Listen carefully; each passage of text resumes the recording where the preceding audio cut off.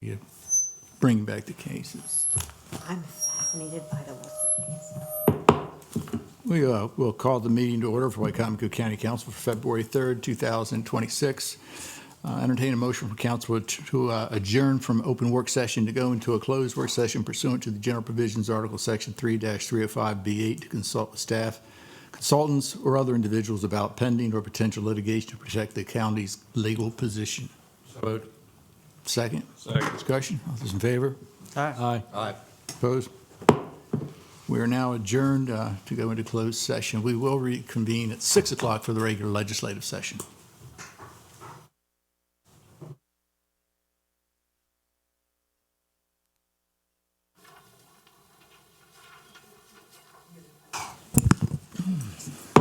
We'll call the meeting to order for Wicomico County Council Legislative Session 2026-03 for February 3rd, 2026.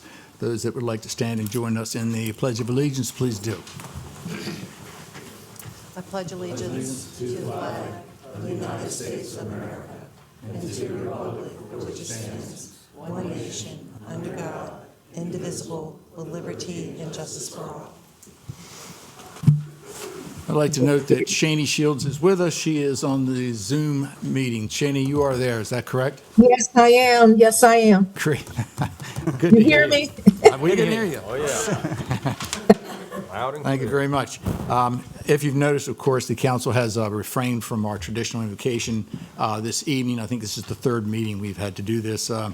Later on during the legislative session, we will be addressing this matter by introducing a resolution that, if passed, will at this time set into motion a process similar to what the city of Salisbury is currently using for their invocation. Just so you're aware, that will be coming up further on in the meeting. So just to let you know. At this time, I'll entertain a motion from council to approve the consent agenda. So moved. Second. Any discussion or corrections? Seeing none, all those in favor say aye. Aye. Opposed? Thank you, Shane.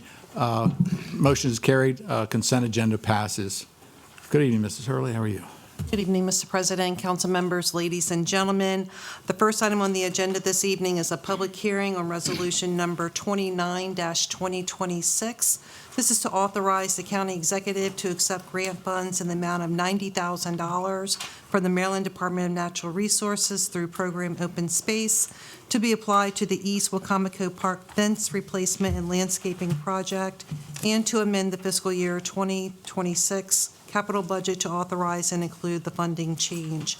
As a summary, this request is to amend the fiscal year 26 capital budget to include $90,000 in grant funding for the replacement of fencing at East Wicomico Little League under Recreation and Parks. And we have Mr. Steve Miller here, Director of Recreation and Parks, if you have any questions. Thank you, Ms. Hurley. Mr. President, Yes. I would like to recuse myself from acting on that Resolution 29-2006 to avoid a conflict of interest. Yes, so noted. Thank you very much, Councilman Ennis. At this time, we open the floor for a public hearing on resolution number 29-2026. If you have any comments that you'd like to make in reference to this specific resolution, come to the podium, please. State your name, your county of residence, and your concern. Okay, that concludes the public hearing on resolution number 29-2026. Entertain a motion from council to approve resolution 29-2026. So moved. Second. Second. We have a motion and a second. Any discussion?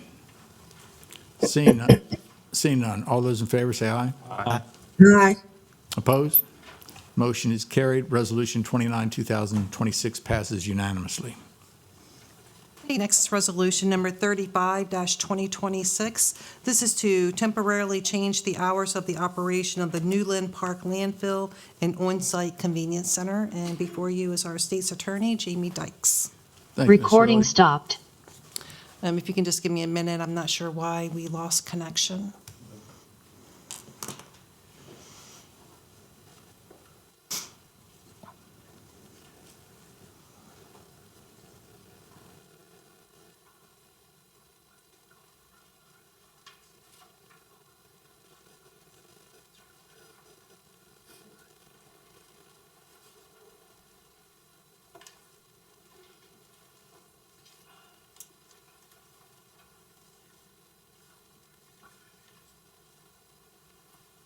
Our state's attorney's salary, we want to make sure we get her out of here as soon as we can. Right?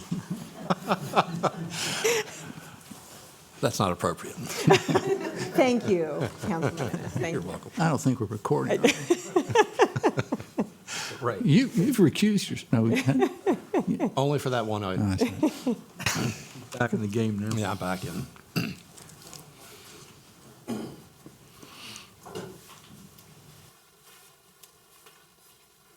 Let me try, it's saying we don't have any internet, so I'm going to try another Wi-Fi.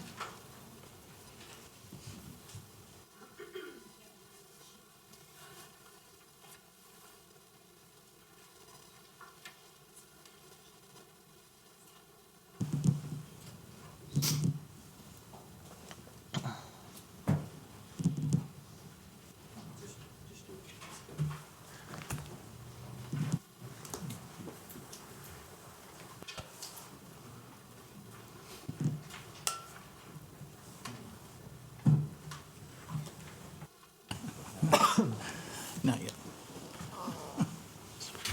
Take me.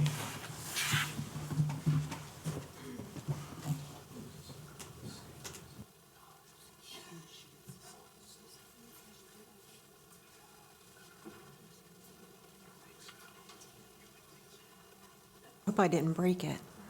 It's doing a conversion. It's just taking a little bit of time. It's at 20%.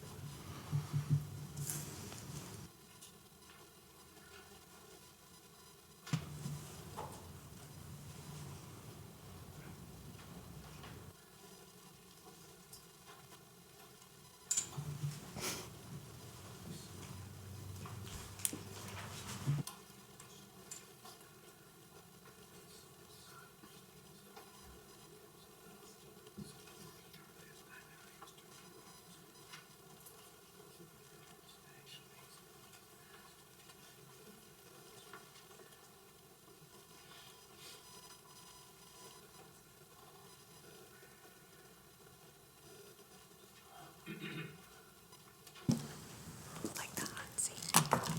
Feels like the hot seat.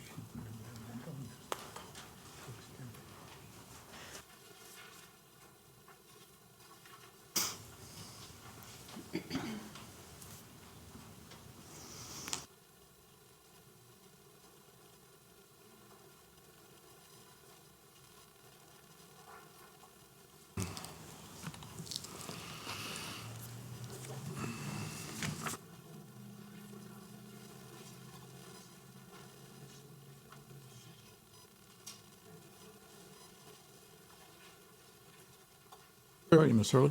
Recording in progress.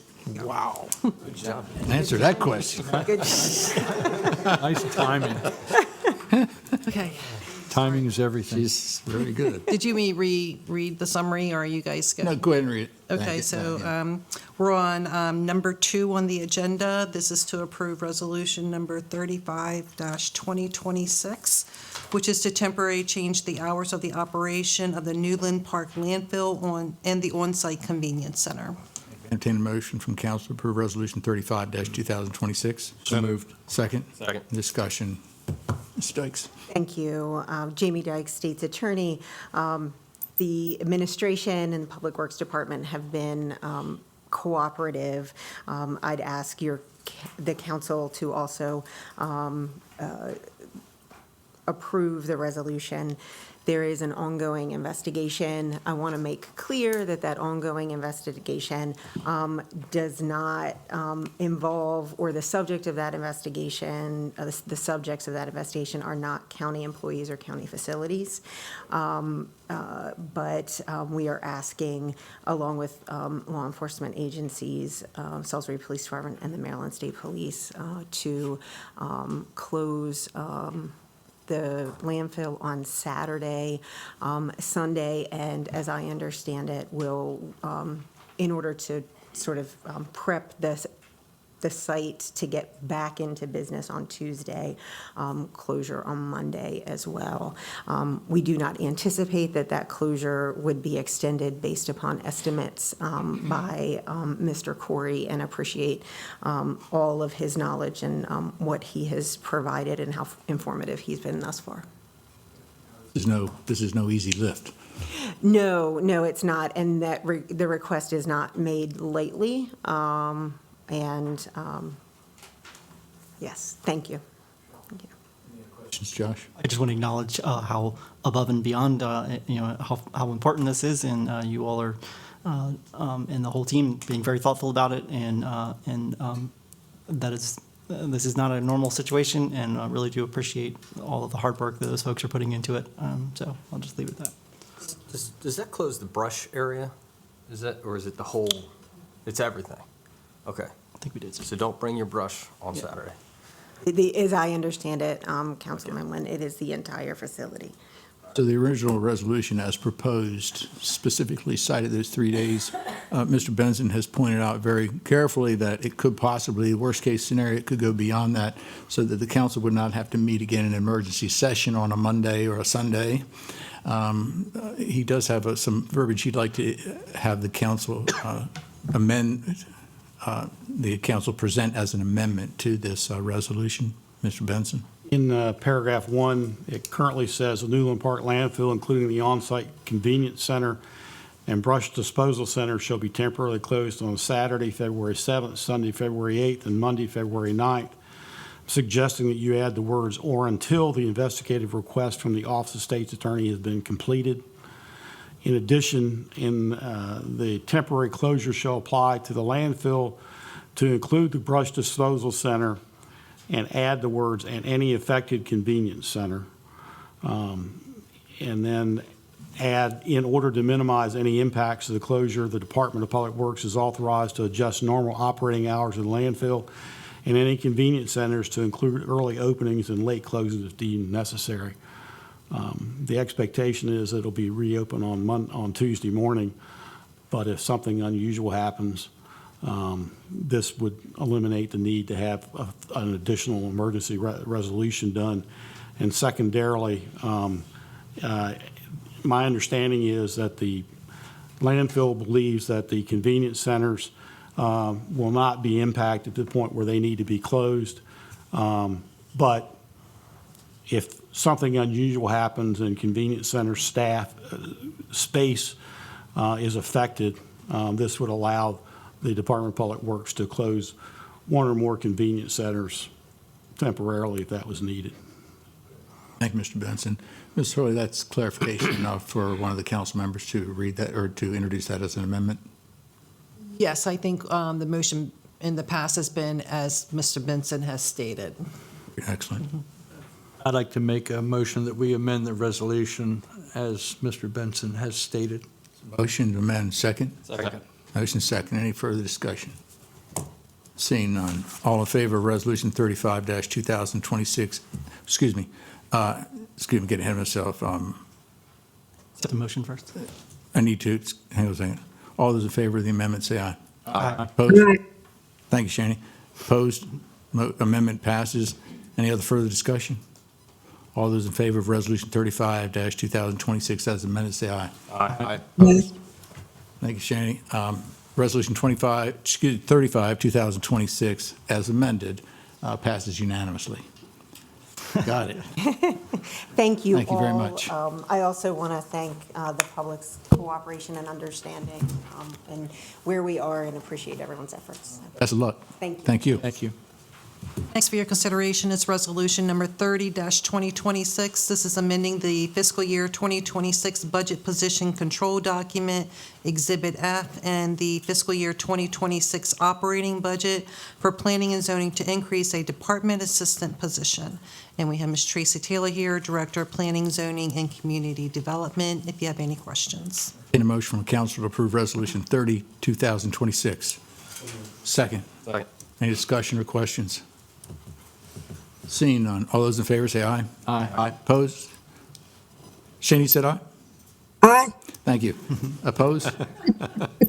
Motion is carried. Resolution 30-2026 passes unanimously. Okay, next is Resolution Number 31-2026. This is to amend the fiscal year 2026 budget to increase the Planning and Zoning Department GIS Services Fund to upgrade servers and aerial photography for the county. And we have Mr. Frank McKenzie here, our GIS manager. Entertain a motion from council to approve Resolution 31, 2026. So moved. So moved. Second? Second. Any discussions or questions for Mr. McKenzie? Mr. McKenzie, did you have any comments that you wanted to make? I think you all got it covered. Okay, all right. That was a no. Thank you. All those in favor of Resolution 31-2026, say aye. Aye. Aye. Opposed? Motion is carried. Resolution passes unanimously. Okay, next for your consideration is Resolution Number 32-2026. This is adopting an invocation policy for legislative meetings of the Wicomico County Council. This policy allows for a 2-minute invocation at legislative meetings offered by local clergy and faith leaders. Council staff will annually notify clergy and faith leaders by email and provide a sign-up link with available meeting dates. And the same link will also be posted on the county's website. Invocation speakers will be scheduled on a first-come, first-served basis. Participation is voluntary. The council does not control the content of the invocation, and a moment of silence is used if no speaker is available that evening or meeting. Thank you, Ms. Hurley. Entertain a motion from council to approve Resolution 32-2026. So moved. Second. Second. Any discussion? John, were we going to add something to make it so that the congregation or the organization would have to be within Wicomico County? I don't know if that was added, Laura. There was a suggestion to that effect, yes. Yeah. I think, Mr. Merritt, you have that, right? Yeah, thank you, Mr. President. I'd like to make a motion to amend this resolution.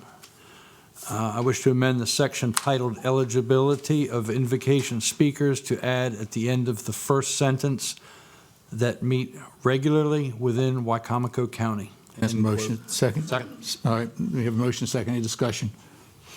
Seeing none, all those in favor of the amendment say aye. Aye. Opposed? Motion is carried. Amendment passes unanimously. Any further discussion? Mr. President, Yes. there was just a question before, and I don't have any strong feelings on this, but the question of whether or not we might have someone claiming to be a religious group that isn't, that maybe that may not be a mainstream religious organization or others. And the question is, whether or not we wanted to add, if we wanted to add within that eligibility of invocation speakers, we could, at the end of the first sentence, add on language that was IRS-recognized religious organization. I've seen some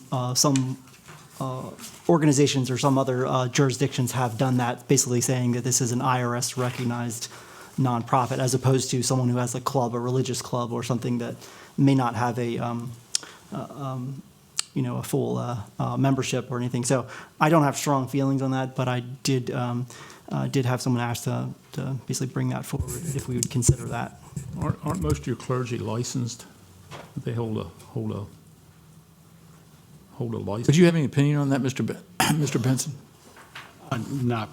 I'm not opposed to adding the language that Mr. Hastings is suggesting. I don't think it could hurt. Where would you want to add it, Mr. Hastings? So that would go to on the first line, so where after the word A, and then striking the word group. So that would read, for the purposes of this policy, an established religious congregation or organization refers to, and then we would insert IRS recognized religious organization, strike group, and then continue. There's a motion. Is there a second? Second. There's a second. Now, discussion. My church, I don't think has a 501c3, so. Does it take in money? Yeah, but it doesn't have a 501c3, so. It may not be a 501c3. Is it just an EIN number, a tax ID?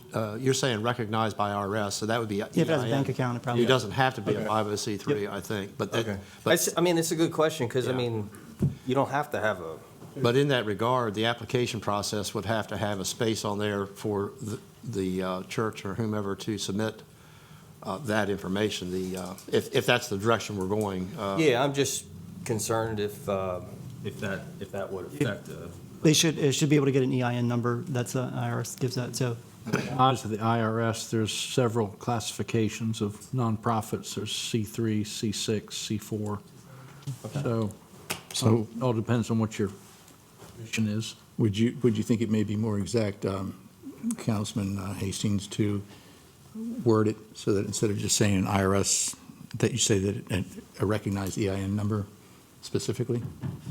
Yeah, that, Same thing. that is kind of the same thing. That, I could work with that if that's easier. If- I really Councilman Nguyen, don't if know. that is- It's sort of come out of nowhere. I think as long as it's IRS recognized, I mean, if they're sending out an EIN number, that means they're An recognized. IRS EIN number. Yeah, All right, all right. I'm okay with that. Is that okay with the second, whoever made the second on that, Dave? Yes. So, okay, so it has been acknowledged that we recognize in the EIN number in the amendment, and that's been seconded. Any further discussion on the amendment? I have a question. Yes, Shani? Yeah, like James said, some churches do not have IN numbers. Some churches, these little small churches, and they probably don't even know they're supposed to have it, you know? Some of them don't file tax. I don't think churches file taxes. Why would they even need an IN number? For anyone who opens if they're going to take in money, they have to have an EIN number. If I'm from what I Well, understand. yeah, because they do get, they do give, our church gives slips at the end of the year for the donations. Okay, You're yeah, so correct. that even like if they're opening a You're bank correct, you're account, correct. they would need an EIN number Yeah, Pay yeah, on this. yeah. or EIN, I guess. Well, I'm fine with it, yeah. Would she have knowledge of this?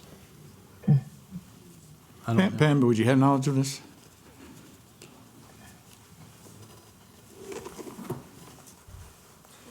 Pamela Lynn, Finance Director. The only knowledge I have is that to be able to have a bank account, you have to have the equivalent of a Social Security number with, as a company. It doesn't mean that if you're saying IRS recognized means that you have an EIN number. You are a registered business. It doesn't mean you're not for profit.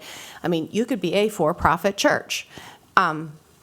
But as long as you are recognized by the IRS because you have a bank account, that would meet your definition of IRS. Okay, so then we can go with the original amendment as an IRS record. Recognized, as long as you don't use the word IRS not-for-profit. If you just use IRS recognized, you are saying that it is a recognized company because it is a company that has opened a bank account, and you can't open a bank account without having a registered company. Okay, so we're back to the original amendment. Everything's okay with the second? Okay, great. We'll continue. Thank you very much. Yep. All right, so any other discussion? Shane, you have any other questions? Just No, for clarification, can you restate that motion?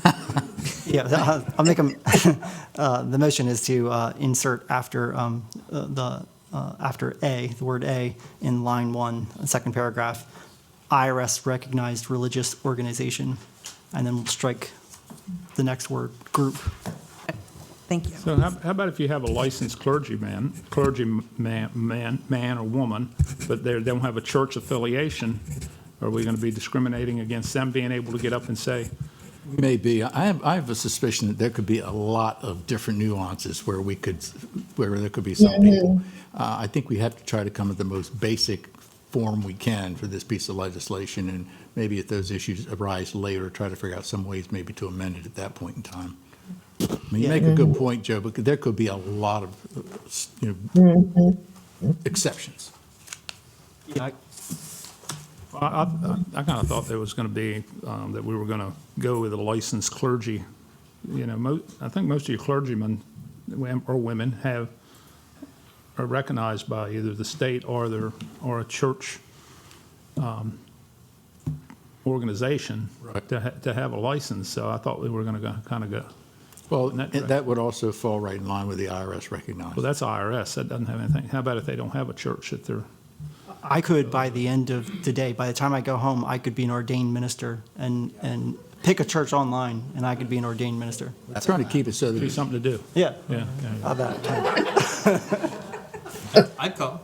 All right, But- we'll leave it alone. If it pops up, we'll have to deal with it. Sure. I just Googled it. I don't think there's any requirement in Maryland that clergy be licensed. Is that right? Okay, So all right. And I think Mr. President, just getting to that point, I think the end, we did have somebody ask like, okay, well, what if we, at a future date, maybe we could amend this, if not now, but looking to other future speakers, like someone who wanted to have a poetry, like, or something like that. But for now, I think this makes sense, and especially with IRS recognized, that makes it clear that we don't have somebody who just, became a minister online, or that they have a following. So I think what we're doing makes sense. Okay. Any other questions, discussion? All those in favor of the amendment, say aye. Aye. Opposed? Motion is carried. Amendment passes unanimously. Any other discussion? Seeing none. All those in favor of Resolution 32, 2026 as amended, say aye. Aye. Opposed? Motion is carried. Resolution 32, 2026 as amended passes unanimously. Okay, next is Resolution Number 33-2026. This is extending the date for the adoption of the Capital Improvement Program for fiscal years 2027 through 2031 from the third Tuesday in February to June the 15th, 2026. Charter Section 704G provides that the council is to adopt a capital improvement program on or before the third Tuesday in February. And Charter Section 707 provides that the council may make changes to any of the dates set forth in Charter Section 704 by resolution. This resolution extends the date for adopting the capital improvement program to June the 15th to allow council sufficient time to review the county executive's proposed capital budget and program, to consider public input, and to account for the uncertainty of the impact of the state legislation budget deficit on the county's fiscal planning and priorities. That's it. Thank you, Ms. Hurley.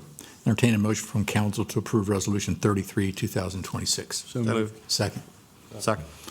Any discussion? All those in favor say aye. Aye. Aye. Opposed? Motion is carried. Resolution passes unanimously.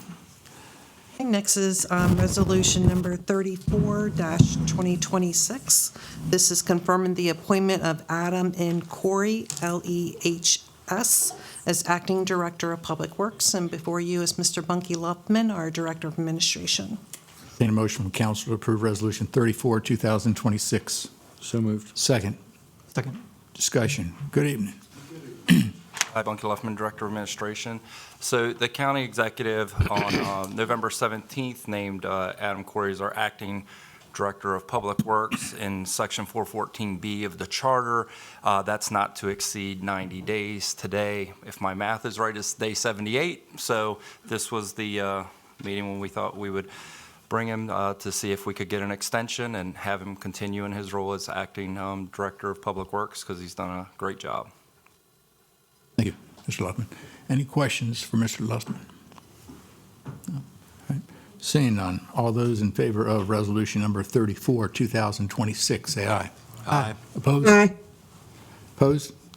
Motion is carried. Resolution 34, 2026 passes unanimously. Thank you, Mr. Luffman. That's all I have, Mr. Thank you, Ms. President. Owen.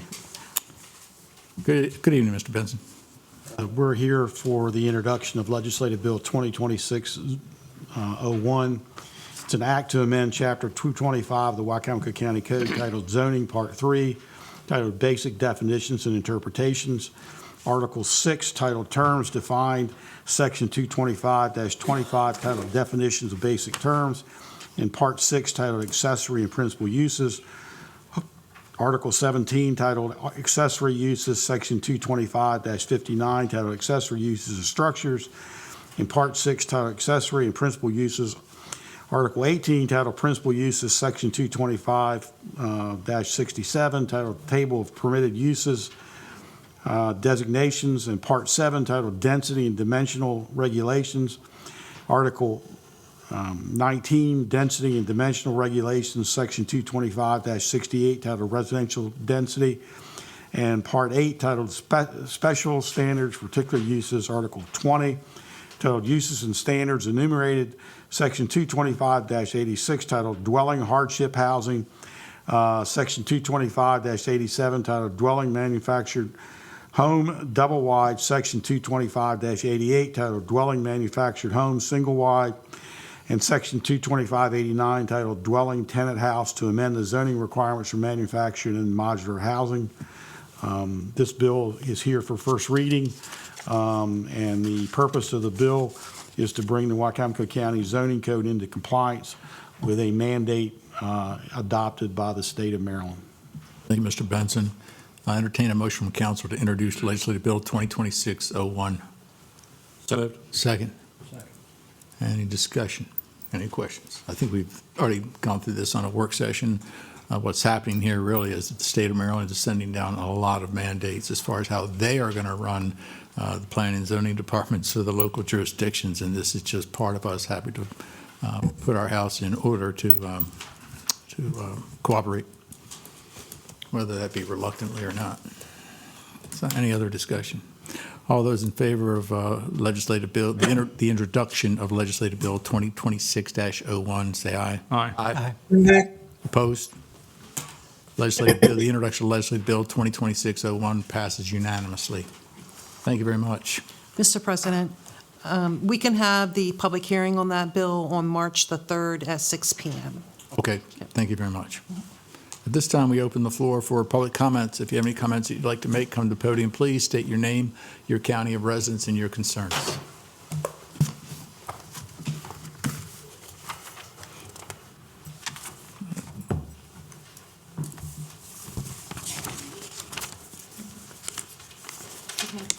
Oh, I'm sorry. Hi, I'm Molly Hilligoss, CEO of Habitat for Humanity, and really this is just an announcement about some funding that we have at Habitat that would benefit your constituents. We have some poverty plumbing funding from the Maryland Affordable Housing Trust. So this is for families that are under 50% of the area median income that have perhaps a bathroom that is inoperable or an inoperable kitchen, or there could be something else, especially with the frozen pipes in the county. We would really love to have some referrals so that we could spend this money as quickly as possible. We do have another year to spend the funds, but we want to make sure we get this funding out as quickly as possible. We also have some CRRF funds that are a result of the cannabis tax revenues. We still have some funding left to serve about 10 more families. We do have a waiting list, but things can happen. Sometimes, people sell their homes while they're in an application process or whatnot.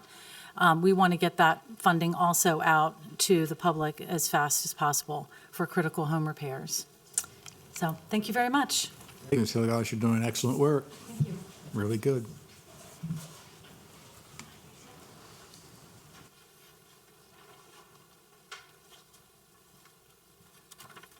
Joe Scafino, Salisbury. Recently, the county executive entered the county into 287G agreement with ICE using the Warrant Service Officer Program, which appears is going to be negated in the next couple of days. Now, if the 287G agreement were carried out as originally intended, I believe most people would not have any problem with it as long as we receive transparency from the county executive how it was being implemented. Now, 287G in ordinary times would garner majority support from the community. In fact, it has been around since 1991 when the Clinton administration initiated it. So why are so many people, including myself, opposed to its adoption in Wicomico County?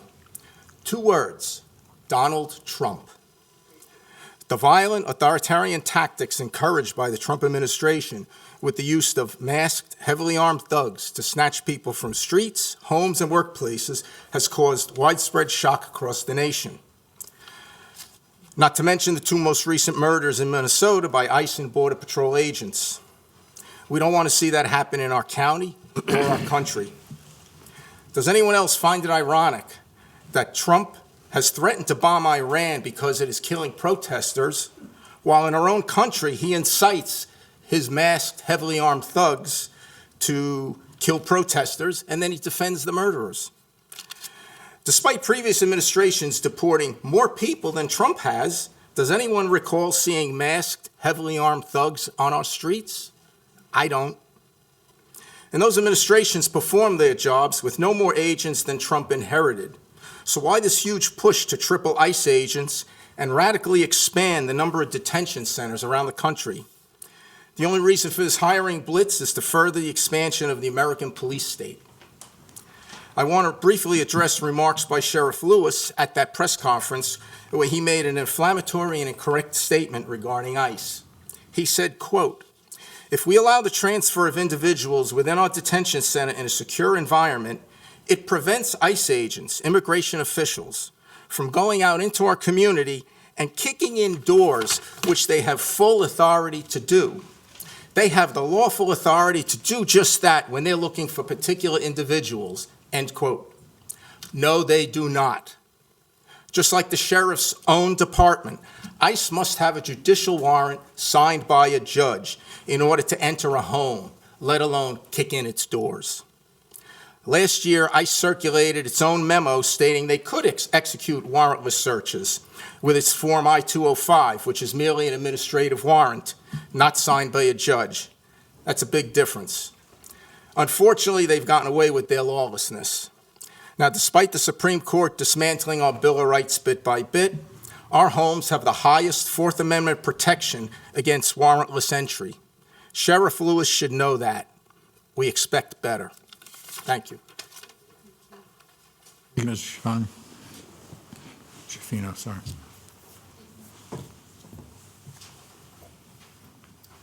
Good evening, Robert Taylor, county resident. Just expanding on what was just said, the state Senate today passed on 3rd reading their bill to outlaw these 287G agreements. The House is scheduled to do so tomorrow. They've both been recast, amended as emergency bills. Now, that amendment took place shortly after Giordano's press conference, where she announced that she had just signed an MOA agreement with ICE. And also, it looks like that the amendment to make them emergency bills may have happened because of her spouting off. She also spouted off to say that the council had approved the MOA. Now, as I recall, last fall, I think it was in October, maybe early November, standing right here or maybe sitting over there, Giordano got up and said no, she wasn't going to do anything with ICE until after this General Assembly session ended. Well, she's done a complete reversal. And as I say, she's essentially tried to throw you guys under the bus. I would like to know in public comment who has agreed to an MOA with ICE, because that's what she said 10 days ago. Now, switching to a few other things, I'm glad you have postponed the CIP. I would suggest a charter amendment this fall to make that a permanent thing so you don't have to extend it every year. Most counties do it that way. No reason we can't. Turning to the invocation, I think you need to have standards to make clear that invocation doesn't mean a prayer. The Carroll County case here in this state several years ago, the prayers that were involved in that case were not just the Lord's Prayer. They were other religious prayers as well. And the court has made very clear that you're not supposed to use in those invocations words like Jesus, Lord, things of that nature. So it's easy to do. I think those standards need to be set. Now, on this matter of the EIN, an EIN is simply the tax number that's given to somebody, something that's not a person. A ham sandwich can get an EIN. Just Ham Sandwich Inc., send it up to IRS. They'll be glad to give you an EIN. They're free. You don't have to pay for them. So I think that is essentially meaningless. I think Mr. Holloway came close to what it should be. There should be some standard for who's going to be able to make an invocation. By the EIN, you've eliminated retired clergymen who might not have any representation with an organization, but yet they're clergy. So you need to rethink this, and it needs to be done now, Mr. Hastings, not later. Thank you. Mr. Taylor?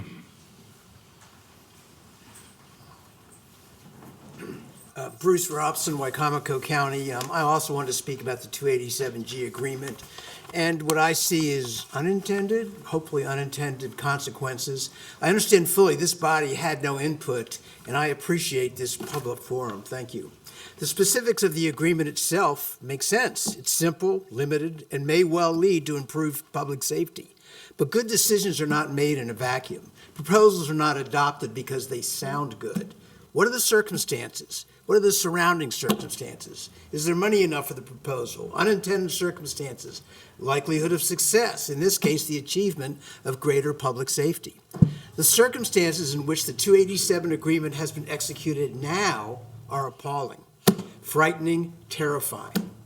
To this gentleman's, what he said is, a year ago, 10 years ago, it would have been nothing. No, you wouldn't hear anything about it, but it's very different now.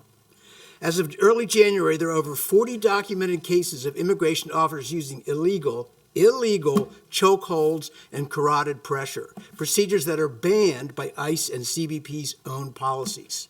If you've seen any of the videos of this, it's frightening stuff. A 16-year-old in a chokehold with two grown men with their knees on his back and his head. All right, a man hugging his wife and child. Now, these people might be undocumented, but still, this is what terrifies us. Why this is inappropriate at this time. It sends the wrong message to be having this agreement now. Over 170 U.S. citizens have been arrested. Now, we're told most of them were for obstructing immigration offices, but not all. And can we trust what we're told? The Secretary of Homeland Security, a cabinet-level position, answering only to the president after the killing of the woman in Minnesota, said publicly the officer was hit by her vehicle and had been taken to the hospital. Pure falsehood. Pure falsehood. And when she backtracked, she blamed the agency. She took no responsibility for it. So why should we not be terrified and scared? This is public safety?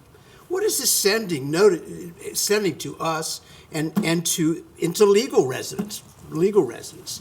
People who I would think we want to be here are leaving. I know a green card holding woman from Mexico. She said, I'm going back. I'm going back.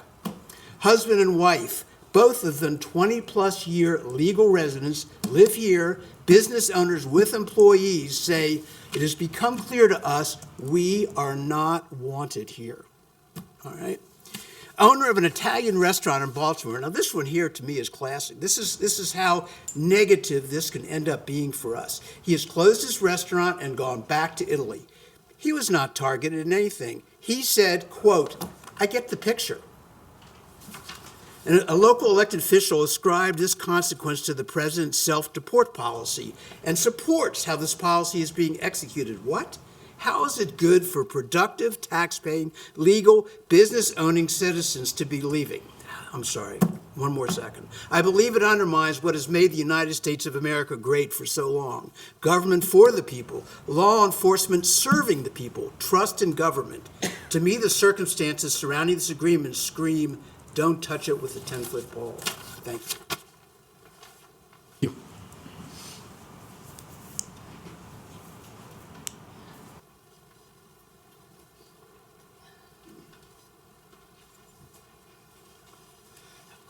Mr. President, I didn't hear everything I'm supposed to do. I give my name and what?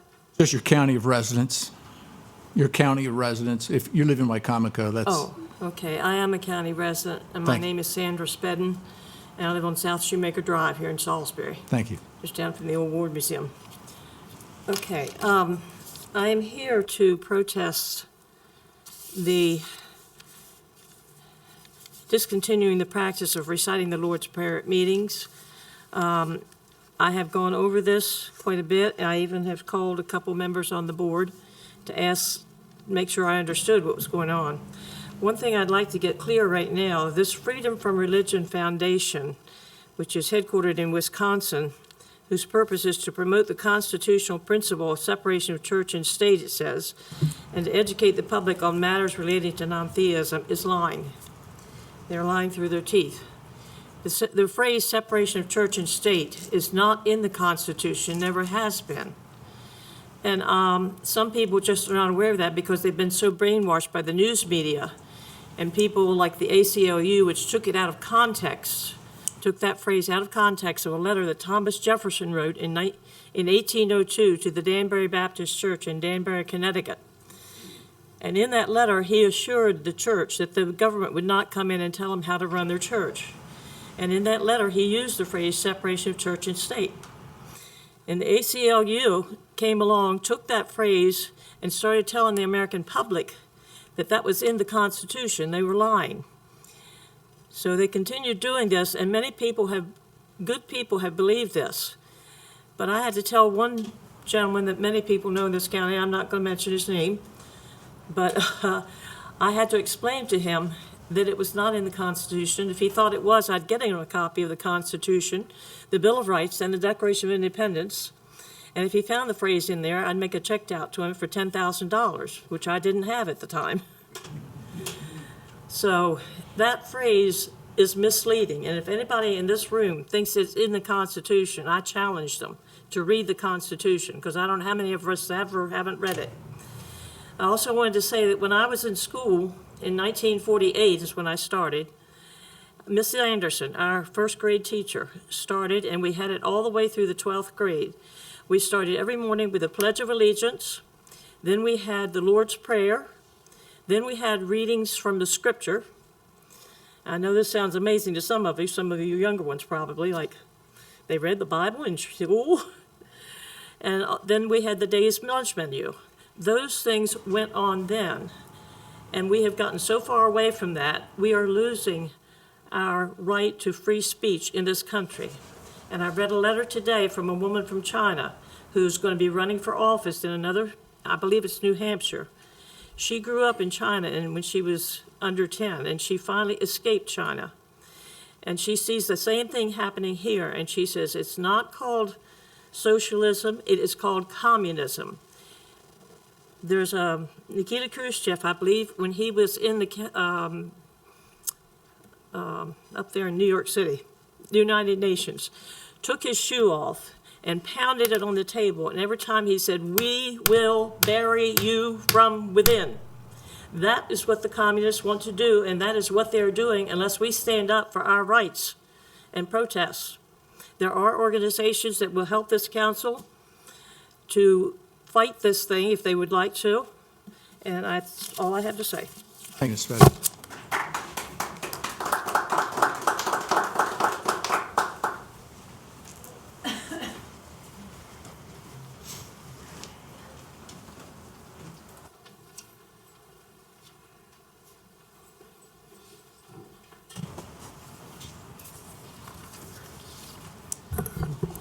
Good evening, council. And listen, you know something's going on if Miss Sandy come out and at night. I was like, what you doing here? Anyway, good evening. My name is Monica Brooks, the president of Wicomico County NAACP. And I want to start by saying this is Black History Month. And that Black history is American history. And the Eastern Shore is not a footnote, it's foundational. From the historic Franklin Hotel, if you don't know where the Mad Hatter is, that used to be a Black-owned hotel here in Salisbury. Wow. Yeah. So from that to Black-owned bank, Solomon Houston, one of the first Black people to own a bank was right here in Salisbury. So there's a lot of history that's being erased from Harriet Tubman. And of course, her museum is right up the street. Might as well get on to that before they close that. And to Frederick Douglass, who's from Talbot County. At a time when truth is being erased and history dismantled, let me say this plainly: until racism and racial discrimination are ended, Black History Month will continue to be recognized, defended, and celebrated. And I do agree with Ms. Sandy, we do have to fight for our rights. There are a lot of things that are being silent. People's voices are being silent, people's religions are being silent, people's rights are being violated on the regular. So we have to fight for these things. Turning to county matters, it was already mentioned about the passages of 444 and 244 for the bans of 287G, which our county executive, Giordano, and Sheriff Lewis already knew was going to happen. So it was a waste of time for them to even do this ridiculous MOU to enter us into this thing, knowing it was going to be emergency fast track, which it is, because the county didn't want it. All of the protests that we had and people coming here to speak against 287G, there was one person. We had hundreds of people against 287G. There was one person who just happened to be here who said something in support of it. One. So what does that tell you? The county doesn't want it. And so when the county executive said that they're doing it for the county, who's that? I don't know who that person is. The next thing that I want to say is this liquor legislation. Let's just stop. I don't know why this thing is like that dead whatever, like Freddy Krueger or whatever, Jason that keeps coming back alive. Kill it.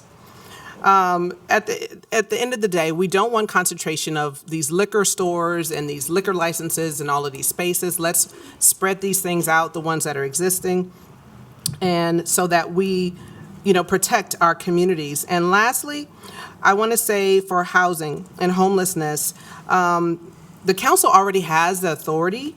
Just for your information, I'm talking about some of these slumlords, to enact legislation to prevent them from doing what they've been doing as far as not being accountable for providing poor living conditions for people.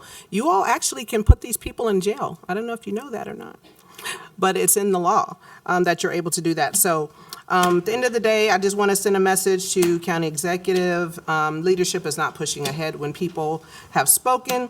But you shouldn't get in the way when people have already spoken what they want to say. So.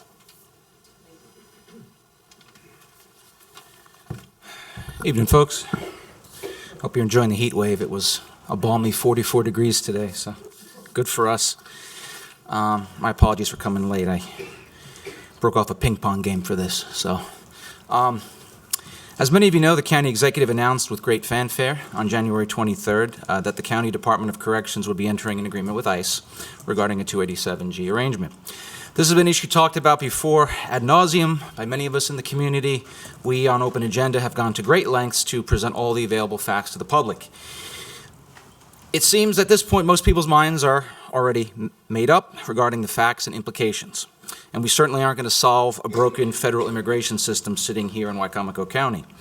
But I want to put 3 questions into the public record about the executive's decision to plow into this 287G program after sending a series of mixed messages over the past 4 to 5 months.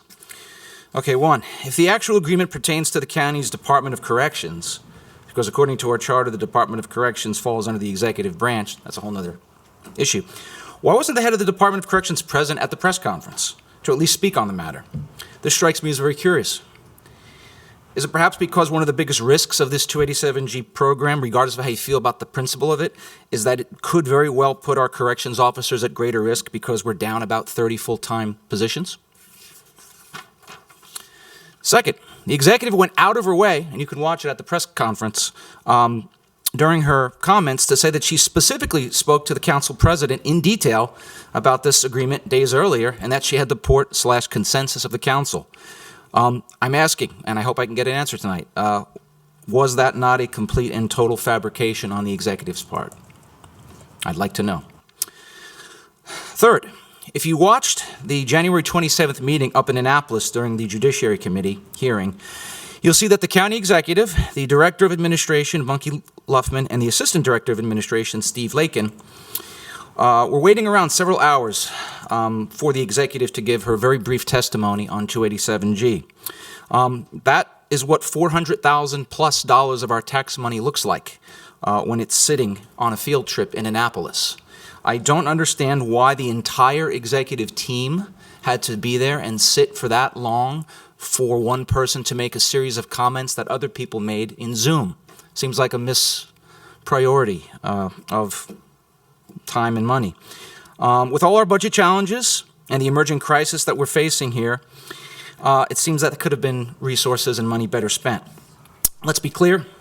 The Maryland legislature, as of today, has now voted to ban all ICE agreements. And several delegates, regardless of where you feel on it, specifically said that the executive's testimony encouraged them to speed up and expedite their votes. So it had the opposite of the intention. Now, I believe that was only done for political purposes. The reality is that the current county executive, much like a few other local politicians in our districts who seem to be perpetually running for higher office, trying to create outrage on national issues rather than being transparent about the local ones, are doing this for cheap political capital. If the county executive can find time with her friends to spend several days up in Annapolis on our expense, I ask simply that she hold, finally, a singular public town hall for the public to address specifically not only where her intentions were, but now that it is going to be banned by the state, what she intends to do. Does she intend to take our state money and file another frivolous lawsuit? I would like to know. So I challenge the county executive to be transparent and have just one public meeting, not a meeting with donors, one public meeting with the public to clarify. Thank you. Back to ping pong.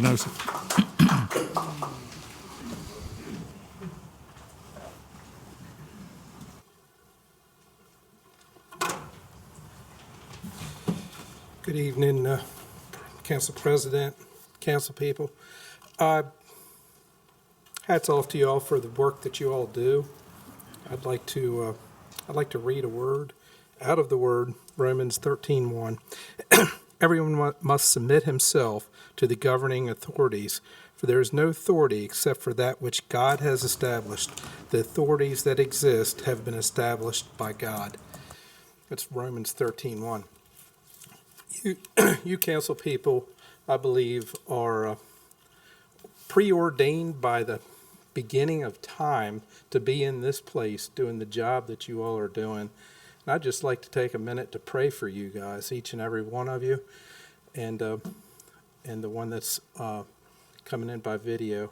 Y'all are up against a difficult situation in this Lord's Prayer deal, and this isn't catching the Lord by surprise, and you all are going to need supernatural wisdom to be able to proceed forward. So I'm just going to ask that the Lord would come in to this place tonight, into this council room, every time that you all meet, that he would be here before each and every one of you men and women, that he would guide you supernaturally with wisdom that's beyond your own to guide this county into a place where he intends this county to be. I ask that each and every one of these men and women, whether they believe in you now or not, would be drawn closer to you, Lord Jesus, in a way that they would be able to serve you in the position that you've given them on this county council board. I ask all this in Jesus' name. Amen. Keep up the good work. Thank you very much.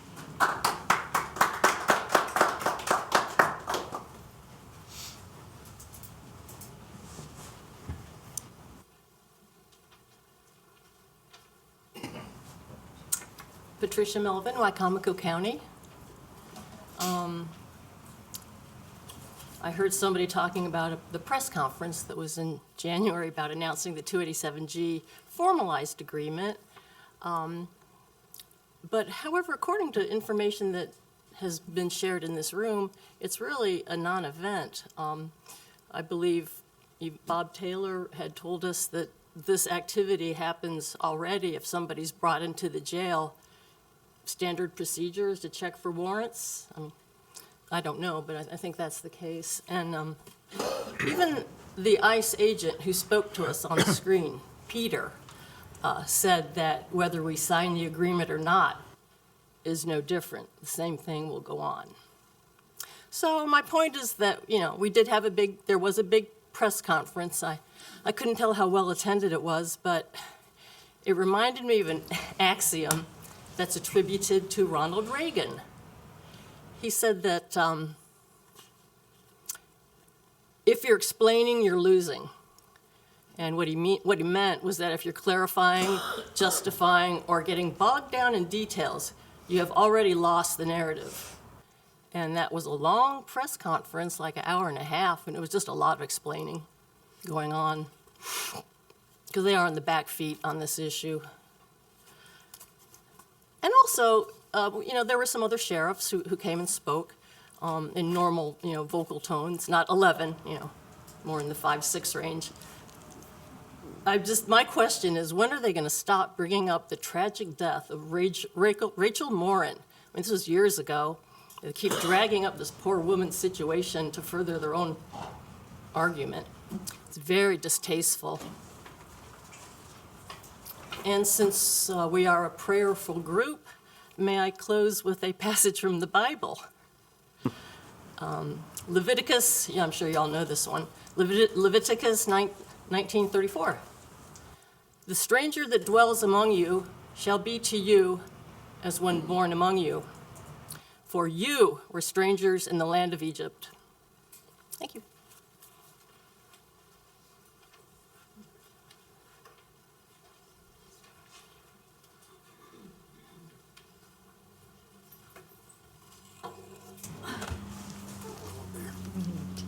Hi, my name is Glenn Ains, Wicomico County. I am here to give comment on the draft for the amendment to Wicomico County Class A beer and wine liquor license alterations. I had spoken in previous council meetings, gave comment with regards to proposals, and I sent an email out so people would understand where the opinion came from, as I was opposed before with changes. As I see it, and I did actually miss a line, may have been reading an older draft, but this appears to be the best proposal that I've seen yet.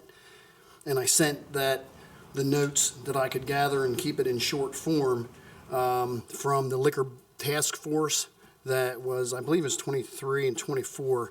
And these changes, while it was a little confusing having 1 and 2 separated, it still addresses that there won't be a total of more than 3 licenses. It encompasses those conversations and I believe took into account the feedback that was given with no new licenses, and no licenses will be allowed to permit it closer together based on the language that I see. The other notes, I felt it important to include everything because I didn't want it to be my opinion that I was sending out to you. It was just notes that I had given or taken over the course of 1 year of our meetings and conversations that I had. So that was it. I am in favor of the changes as written, so long as that is, and I'm understanding correctly, that not more than 1 license in a councilmatic voting district. The purpose of that is to make sure we don't get them closer together and change the dynamic of a neighborhood in a negative way. And that's it. So in favor of that. Also, I always liked it when we said the Lord's Prayer. It's one of the few places that still does it. So if you ask me, put it up for referendum and let everybody vote. I have confidence that we've got good people in this county that will show up, even if just to vote for that. That's it. Thank you.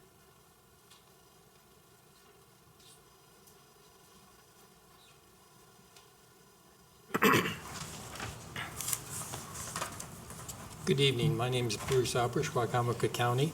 I was also on the Liquor Task Force that we met for the year and a half. And I was handed this new bill, or this write-up bill. And I just wanted to make sure that we all are in agreement, or that this is what it says.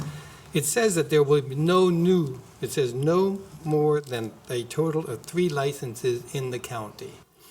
There are 3 licenses already issued in the county. So is the position that the county is not going to issue any new license? I don't really know. That's what I really would like to make sure they clarify that. Just to be honest, or to be forthright, I have a liquor license in Wicomico County, so I am one of those license holders. And I'm in the new district that you've set up, I'm in District 1. In the task force, when we were on the task force, it was discussed and it was brought up many times, and it was pretty forceful that the task force did not want any new licenses issued in any majority district. And I believe that's District 1 and 3 now, which meant that no new licenses can be issued in those two districts, because that's what, I'm sorry, I shouldn't have said it that way. That's what the task force suggested. You can do it as you please.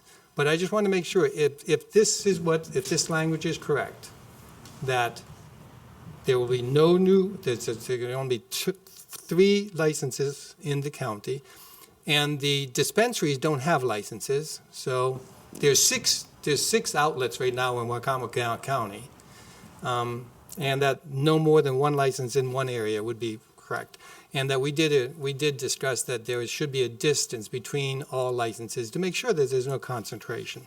And I, as a deacon in the Catholic Church, I'm all for the Lord's Prayer. Anytime you can bring up the Lord's Prayer and discuss it, it should be discussed and should be recited, because, quite honestly, we have pulled faith, we have pulled God out of the public square. And we can see exactly what's happened over the last 50 years when we did this. I don't think we can say that our government, our society is any better by pulling out religion and allowing religion to be spoken freely everywhere. Thank you. Thank you very much.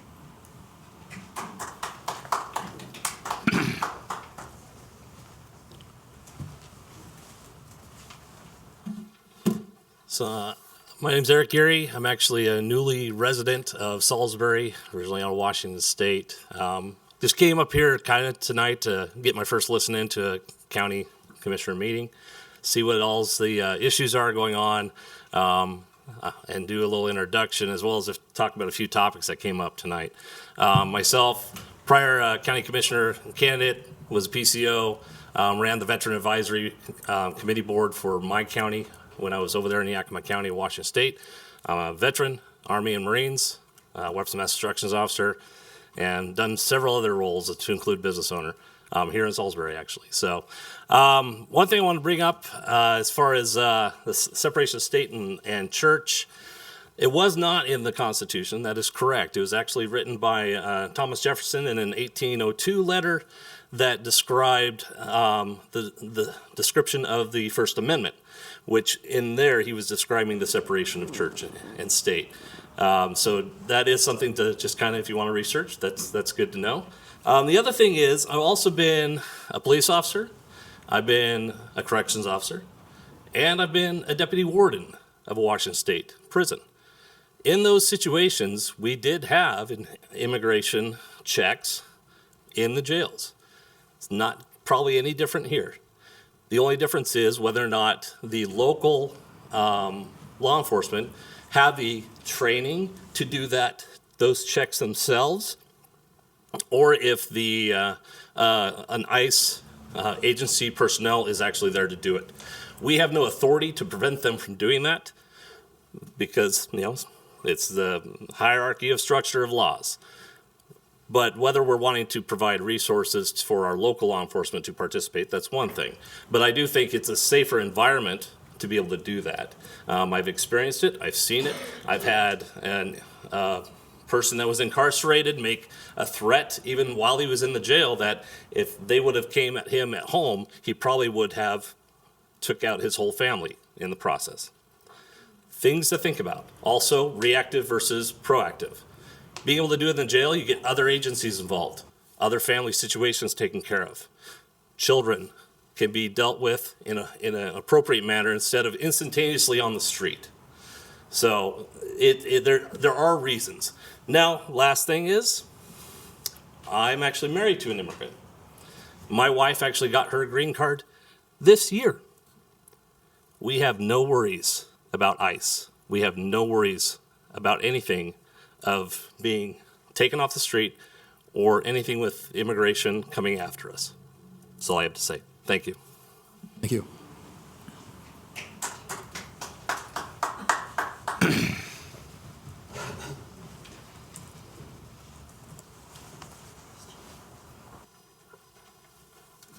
Hi, my name is James Nolleen from Wicomico County. I'm speaking today regarding the capital improvement plan discussion that was held at the January 20th council meeting. I watched the work session coverage regarding the West Metro Core and the Hebron Lions Club discussions, and I want to strongly support the consensus that came out of the town hall events organized by Councilman James Wynn on March 5th, 2025. Thank you, Mr. Wynn, for setting that up and giving your constituents a chance to be heard. It was clear in the discussions that while the Hebron community desired recreational resources like soccer fields, the West Metro Core location isn't the right fit. The proposal to develop those fields at the Hebron Lions Club property is a common sense solution. It utilizes existing infrastructure, sits right in town, and fulfills that community's need for rectangular fields far better than starting from scratch on West Metro Core, and also has the potential to save the county millions of dollars. Solving the Hebron piece is the first domino. Once that falls, it opens the door for what I'm really here to advocate for, of course, the program open space conversion from West Metro Core to Connolly Mill Park. Director of Parks and Rec, Steve Miller, mentioned that if the Hebron Lions Club solution works, the program open space restriction can be moved from West Metro to Connolly Mill. He stated that he hopes to come back to this council in the spring to handle that conversion. I'm asking you to fully support that timeline. Connolly Mill is a site that deserves to be a county park. The dominoes are fully lined up. If you support the Hebron Lions Club donation to get the ball fields the public wants, and use that win to secure Connolly Mill as a park. Let's make that land conversion happen this spring. Thanks.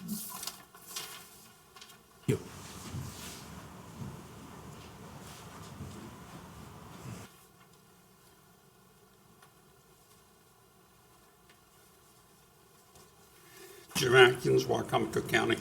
I just want to take a second, talk about the snow and the ice we had. I want to thank Salisbury Fire Department, the Police Department, State, County, and City, State Roads, and County Roads for the work they did. Even though County Roads did not clear off all the roads in the county, they got the majority of them. There were just a few that they chose not to come down. But I do want to recognize and make sure everybody understands about the 11 volunteer fire companies in this county. Every fire company in this county had volunteers that went to their stations and spent the weekend at their stations. So they would be able to get to them. They would already be there. And they could get on the equipment if somebody was needed. They also, the auxiliaries provided food for them staying there for 1 day, some fire departments 2 days. And they also provided food for police officers and county and state roads if they stopped in. So when you see a volunteer fireman, make sure you tell them you appreciate what they did. We appreciate all of them, paid and volunteers, but especially volunteers. A couple things I'd like the council to keep an eye on, and it's not really big news, but it's kind of lurking out there in the weeds. One of them, Virginia, just had a situation where biorefineries with the DAP material was trying to get a permit in Accomack County, just below us, to drill and pressure push this material underground because they had nowhere to put it. So if you want to talk about contaminating your water supply, you let them start doing that, pushing that in there. The second thing, with all the problems we're having with the state overrunning the county with planning and zoning and basically making planning and zoning unimportant anymore, There is a bill, I believe it's Senate Bill 371, I believe is the number, that is looking at possibly allowing some of these biorefineries, commercial livestock growers to develop and grow buildings before they have to get a permit, where currently they have to have a permit to do that. They're trying to come in the back door on that, so just something to keep an eye on in the county. Mr. Atkins?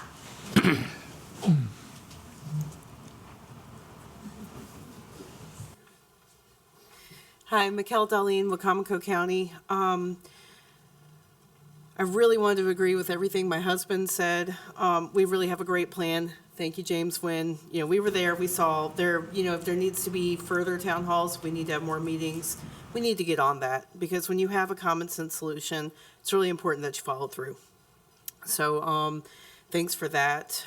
Just a couple of reflections on some things that I'm seeing happening locally here. I attended through all of the protests that were held for ICE. I was here through, all of the open work session. It's like ping pong. We all sat here in November and we all heard that it was, we weren't going to be doing anything. We were going to wait for more information. Press conference came. It's a completely different thing. It really does seem like it's optics. It seems like, that was understood that this wasn't going to go forward. What I see is that people want to make each other mad. They want to, they want to tap into fury. They don't want to find compromise. I really, truly do believe that we want the same goals. We want safety. We want neighbors. We want community. We don't want to separate. We don't want to other. Working for decades in sexual assault and domestic violence, I brought this up in November. I've definitely seen that we don't want to think about this, but people come here legally. Women come here legally, and their immigration status is used against them. Papers are withheld. They're not allowed to go to court cases. Things happen, and it is a tool in the power and control wheel. If anybody's ever seen that, it's really important. Please look at it. And when that happens, we need to be able to have some compassion. We need to be able to have some space to understand these situations are, they're unavoidable. And when you get into that, right now we're looking at temporary protected status, which might really affect a lot of people in our community right now. People who came here legally, people who came here under very bad circumstances with a hope for something better and to become a part of our community, and they have. They're playing sports with our kids. They're in our schools. They're doing jobs that we need done. And with the stroke of a pen, their status can be changed. And what are they supposed to do? How are you supposed to reverse that and pack up that whole life and go back? And we really need to make space for those type of conversations, because, nobody wants somebody here that's doing something illegal or dangerous. But if the illegality can change from one moment to the next and people's lives hang in the balance, we really have to take that into consideration. Thanks. Thank you, Ms. Darling. Any other comments? Seeing none, council comments. Joe? Yeah. Good evening. Thanks, everybody, for coming in tonight. I want to talk about something. We had a tragedy this past weekend in Parsonsburg. We lost 2 citizens in a house fire. We had a volunteer fireman who, I will say, escaped serious injury. He had to go to the hospital from smoke inhalation, heat and smoke inhalation, and we've seen a lot of newscasts about everything that's happened about that fire. They've not identified the folks yet. We've not found out whether they did have fire detection systems, smoke detectors or whatever. We haven't found that out. But one thing that nobody's mentioned is we had probably 100 firemen, a dozen fire companies on scene from 2:30 in the morning in sub-zero temperatures. I can't imagine trying to drag a fire hose and use a fire hose in those kind of conditions that they went through. I talked to a couple of firemen after that. So what I want to say here is to the audience that's present and the ones that's watching on PAC 14, if you do not have a smoke detector, get one. Get two, maybe three. They're not expensive. If you can't afford one, get up with one of your local fire departments. I see the Salisbury Fire Chief out there shaking his head yes. I am sure they would rather get you a smoke detector or so too than show up in the middle of the night in sub-zero temperatures. These folks went beyond the call of duty that night. I went down there early Sunday morning when I got up and I heard the news, and I couldn't believe, at 8 o'clock in the morning how cold it was standing out there. What it must have been spraying water or trying to spray water at 2:30 or 3 o'clock in the morning. It's just unbelievable. So Parsonsburg was I guess the first responding fire department, and then all the others. I think we had fire departments from Sussex County and maybe even Somerset County show up. I'm not sure, but it was it was a really sad time. And so anyway, that's all I had, Mr. Cannon. Thank you. Councilman Hawley? Councilman Ennis? I would like to speak a little bit about the press conference that was held regarding 287G and comments that were made. And some of the comments really set off, I'll say, quite a firestorm and what I believe to be some misinformation and some quite defamatory comments that were made toward the council, especially in social media. Of course, you expect that with social media. But specifically, whether the council was in agreement with 287G or had any sort of consensus, or whether or not we were kept up to speed as it was stated in that press release. And I hate to go back through ancient history, but going back to, I think it was the October 21st meeting, the work session. In fact, I think the maybe one and only work session we had, aside from the very final meeting that they decided they were going to put it on pause. I think we had more questions than we had answers, but the most pronounced was this second-tier MOU between the Sheriff's Department and Corrections, and then there was also some sort of dual role that was mentioned. I don't think any of us could figure out how that would happen legally or contractually.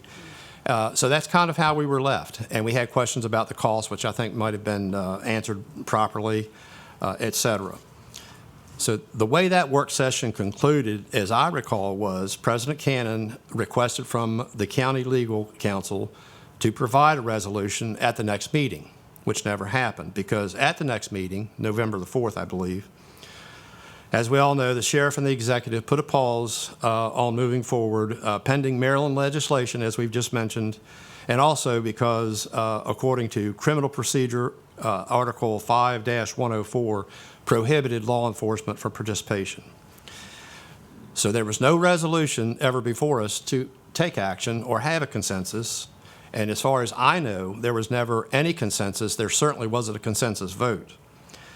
So from that time, November 4th, until the day before the press release, held the press conference, the council, or at least I, heard nothing. There were no email correspondences. There was nothing at all, and nothing indicating that there was going to be a potential agreement formed.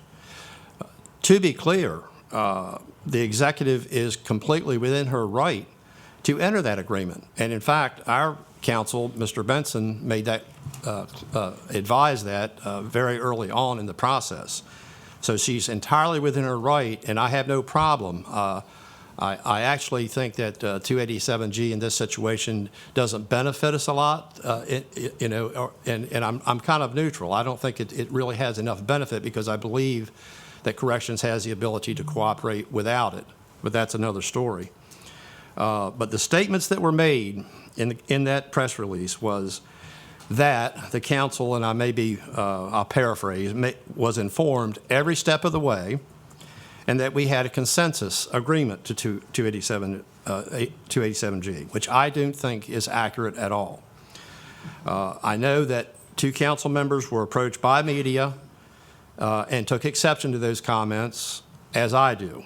But again, to reiterate, the council never had resolution before us to consider those at any time. And in my recollection, we never had any sort of formal consensus or maybe even informal consensus.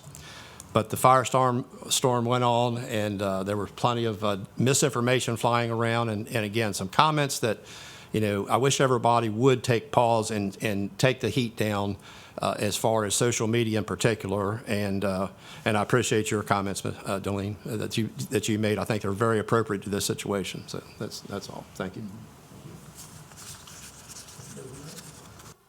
Good evening, everybody.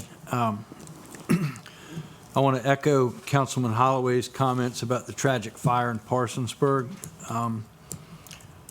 Over 100 firefighters in the middle of the night, and it's important to note that the water that they were spraying was freezing almost immediately on impact. So if you can imagine what the fire scene looked like, it was prayers to the firefighter that was injured. He was airlifted to shock trauma in Baltimore, and we hope he makes a quick and complete recovery. I'll echo what Councilman Holloway said. If you don't have a smoke detector, please get one. Fire departments will provide them at no cost. This time of year, I think we're all anxiously awaiting spring, but in the meantime, we're using things like space heaters. Please be careful. Our Salisbury Fire Chief can probably attest as to how many fires those things can cause if they're not used properly. I won't belabor the 287G agreement. I think we're all well aware of who did what, when they did it. As Councilman Ennis said, there was some misinformation put out there. I think we've covered that. The Warrant Service Officer Program, the agreement that was entered into, is the safest way to do this, as one of the speakers alluded to. It allows the transaction, the interaction to take place in a controlled, safe environment rather than chasing somebody down and potentially being mobbed or outnumbered by other people. It doesn't change the fact that this agreement will likely pose unintended consequences, and that is a concern. But for the public's knowledge and clarification, the Warrant Service Officer Program does not provide for street-level enforcement. So, again, it is the best way to go about this and keep the bad people off the street where they need to be, away from the public. Everybody stay warm, and every day is one day closer to spring. Thank you, Vice President Merritt. Any other council comments? I got something. May I speak again?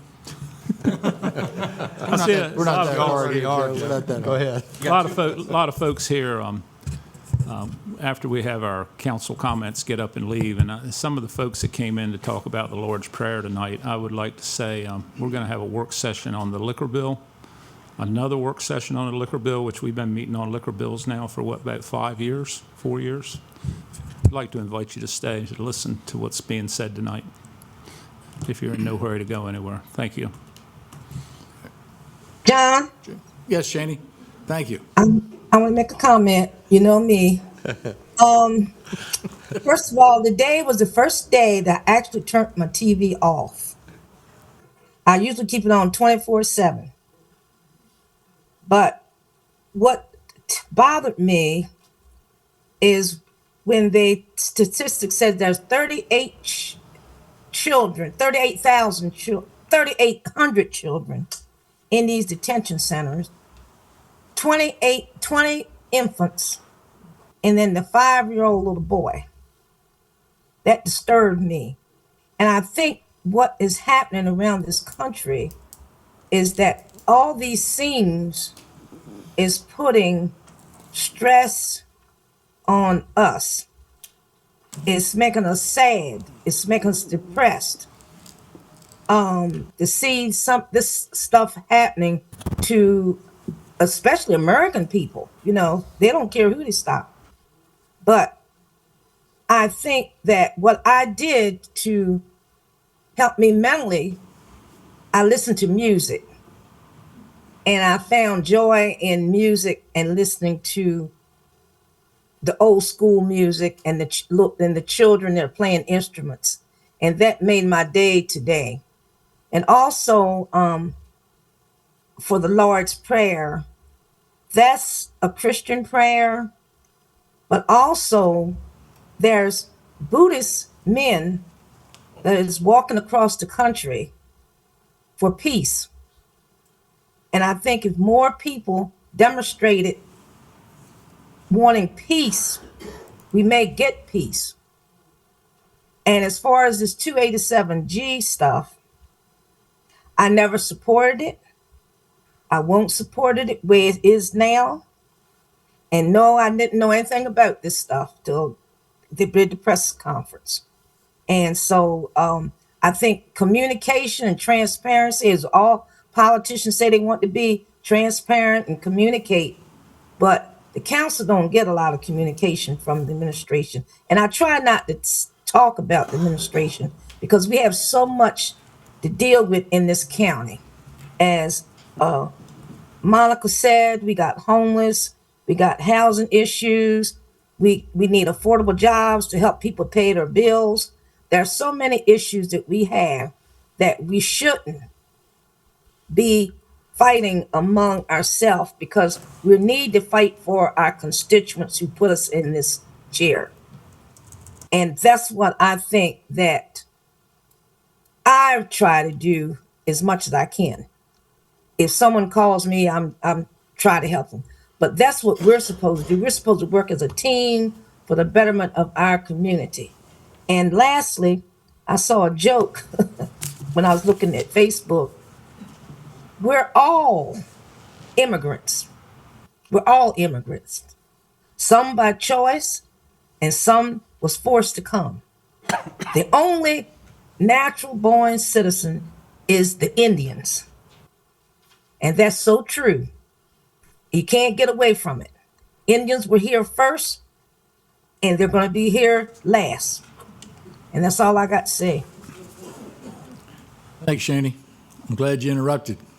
I was getting ready to make presidential comments, but you're not in the room. I'm glad you spoke up, but James, you go ahead. Yeah, I would say it'd be good to go outside, touch grass, but it's all frozen.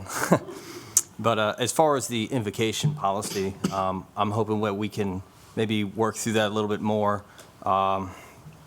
It's unfortunate to me that we're going this route right now because of the Fourth Circuit ruling. I happen to believe that that is a violation of our First Amendment rights. You know, I believe that we have a constitutional republic and we are elected to represent the community. So I can't be hired or fired by the government. So technically I'm not a government employee. And the only person I can be hired and fired from is the community. And so when I see that now a court ruling is saying that, no, you can't have this prayer. You can only do, you have to do a variety of prayers. But now the council is being ordered by the state to have prayers that are all sorts of prayers, which is fine, I guess. But that kind of tells us what we can and can't do as representatives for the community. And that's where I have a big issue here is now that the power has been taken away from your elected representatives to establish some sort of a prayer before our meetings. Now we have to adhere to a court order, and I think that's where my issue is. And I'm fine with doing other prayers and such. It's just now that right has been taken from our county, and that's where I have to stand on this. But we are a board of 7 people, and we have to come to agreement on something. So we did that, and we're moving forward, and hopefully we can conform this to something that works for everybody. Thank you, James. Yeah, thank you, John. Under presidential comments, two issues I'd like to discuss have already been shared with the public here tonight. Reference to prayer, very unfortunate that we've lost the Lord's Prayer here.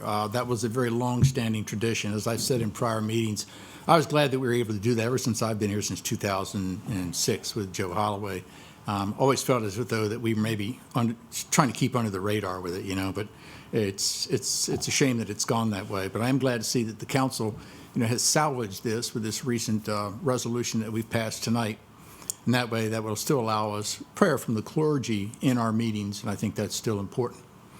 I'd like to also thank those in the public for their input as well and for their support during this process. In regard to 287G, part of what Councilman Ennis touched on, Bob Taylor, you always ask the good questions, and Bob said, well, I'd like to know, you know, which council members agreed to this 287G MOA. Well, we all have our personal opinions, there's no doubt about that. But the council acts as a body in open legislative session. And if we as a body had addressed this, the question that you asked, Mr. Taylor, would not have had to have been asked. You would already know. Personally, I've said before, I support 287G. And I have my reasons, and I've stated that in these meetings before. I also shared with a member of the administration in a personal conversation that I supported 287G. But I always make sure that I stress that I do not speak for the entire county council. I always emphasize that. But to also ask your second question, I believe maybe Mr. Venosa asked, was whether or not John Cannon, as president of county council, ever spoke to the county executive in reference to 287G. That was an emphatic no. Never had a conversation. So neither I nor the council ever received a copy of that particular MOU prior to the press conference. We didn't receive it until Saturday, the next day. So I think that needs to be expressed simply because, as Councilman Ennis suggested, a lot of misinformation floating out there, and people believe that. Unfortunately, they will believe it.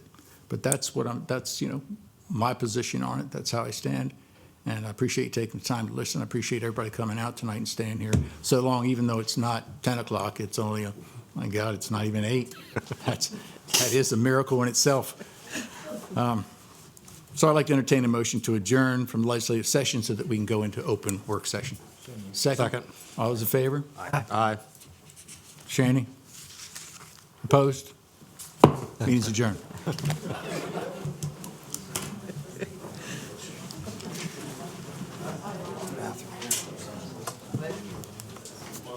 Oh, Lord.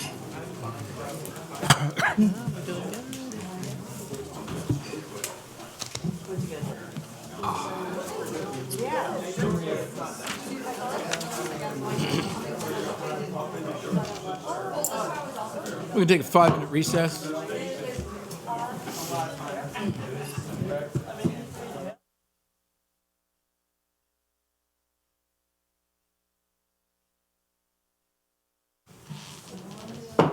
We're reconvening as the Wicomico County Council for February 3rd, 2026. The first item on the agenda for open work session is a letter of support for the Orphans Court judges' salary increases, which we would send to the state legislature. We have Judge Melissa P. Bright here to help us. Oh, we have the whole court here. Excellent.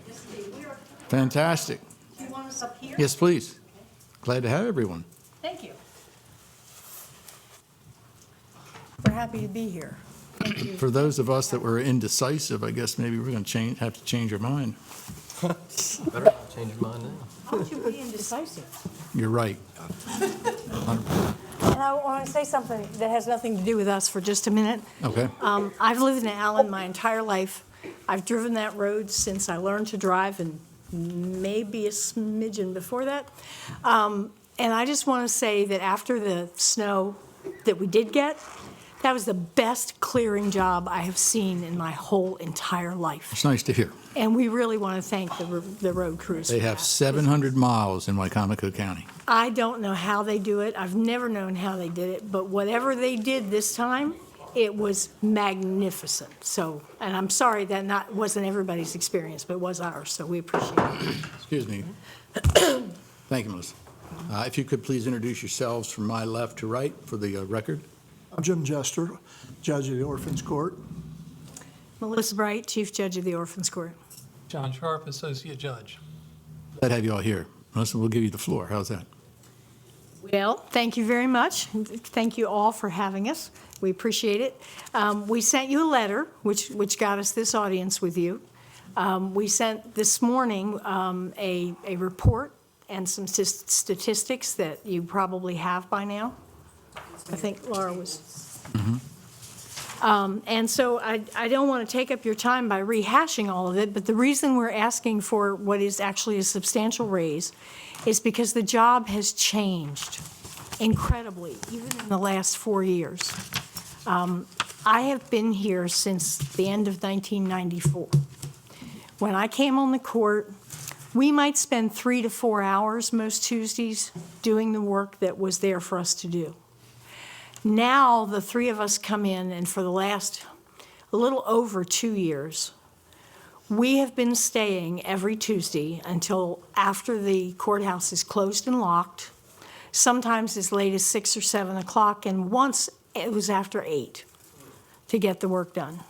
In addition to that, we have detailed in the written material that we gave you, and I'll be glad to read it into the record if you want, but otherwise I'll just reference it, that we've detailed the extracurricular work, so to speak, that we do. There's a great deal that, just to keep up with the yearly legislative changes, which used to be not so frequent, now it's multiple changes every year that change how an estate is administered and what the rules are. We have to keep up with that. We have required continuing education that the state mandates, and when that takes us 2.5 days a year in Annapolis. That used to be 2 days, now it's 2.5. There are also online webinars and courses that we have to complete. We are all engaged in community outreach, which has been mandated by Chief Justice Fader, that we reach out. So if you need speakers for a civic group or something, we're happy to do that, because the thing about the Orphans Court is that it is the piece of the Maryland judiciary that is going to touch the lives of the most people at some time in their lives. Most of us don't go to circuit court on charges. Most of us don't sue people. Most of us don't even fight traffic tickets. But every single one of us is going to lose people we love in our lives. And among those people are going to be some who need to have their estates administered. You might be chosen to administer it, or you might just be an heir who gets a check at some point or has their name on a deed. But the point is, the work that we oversee is going to touch your life in a way that no other part of the judiciary does. We deal with families who are grieving. Our job is not generally to decide guilt or innocence the way most courts do. Our job is to help families get through one of the hardest times of their lives.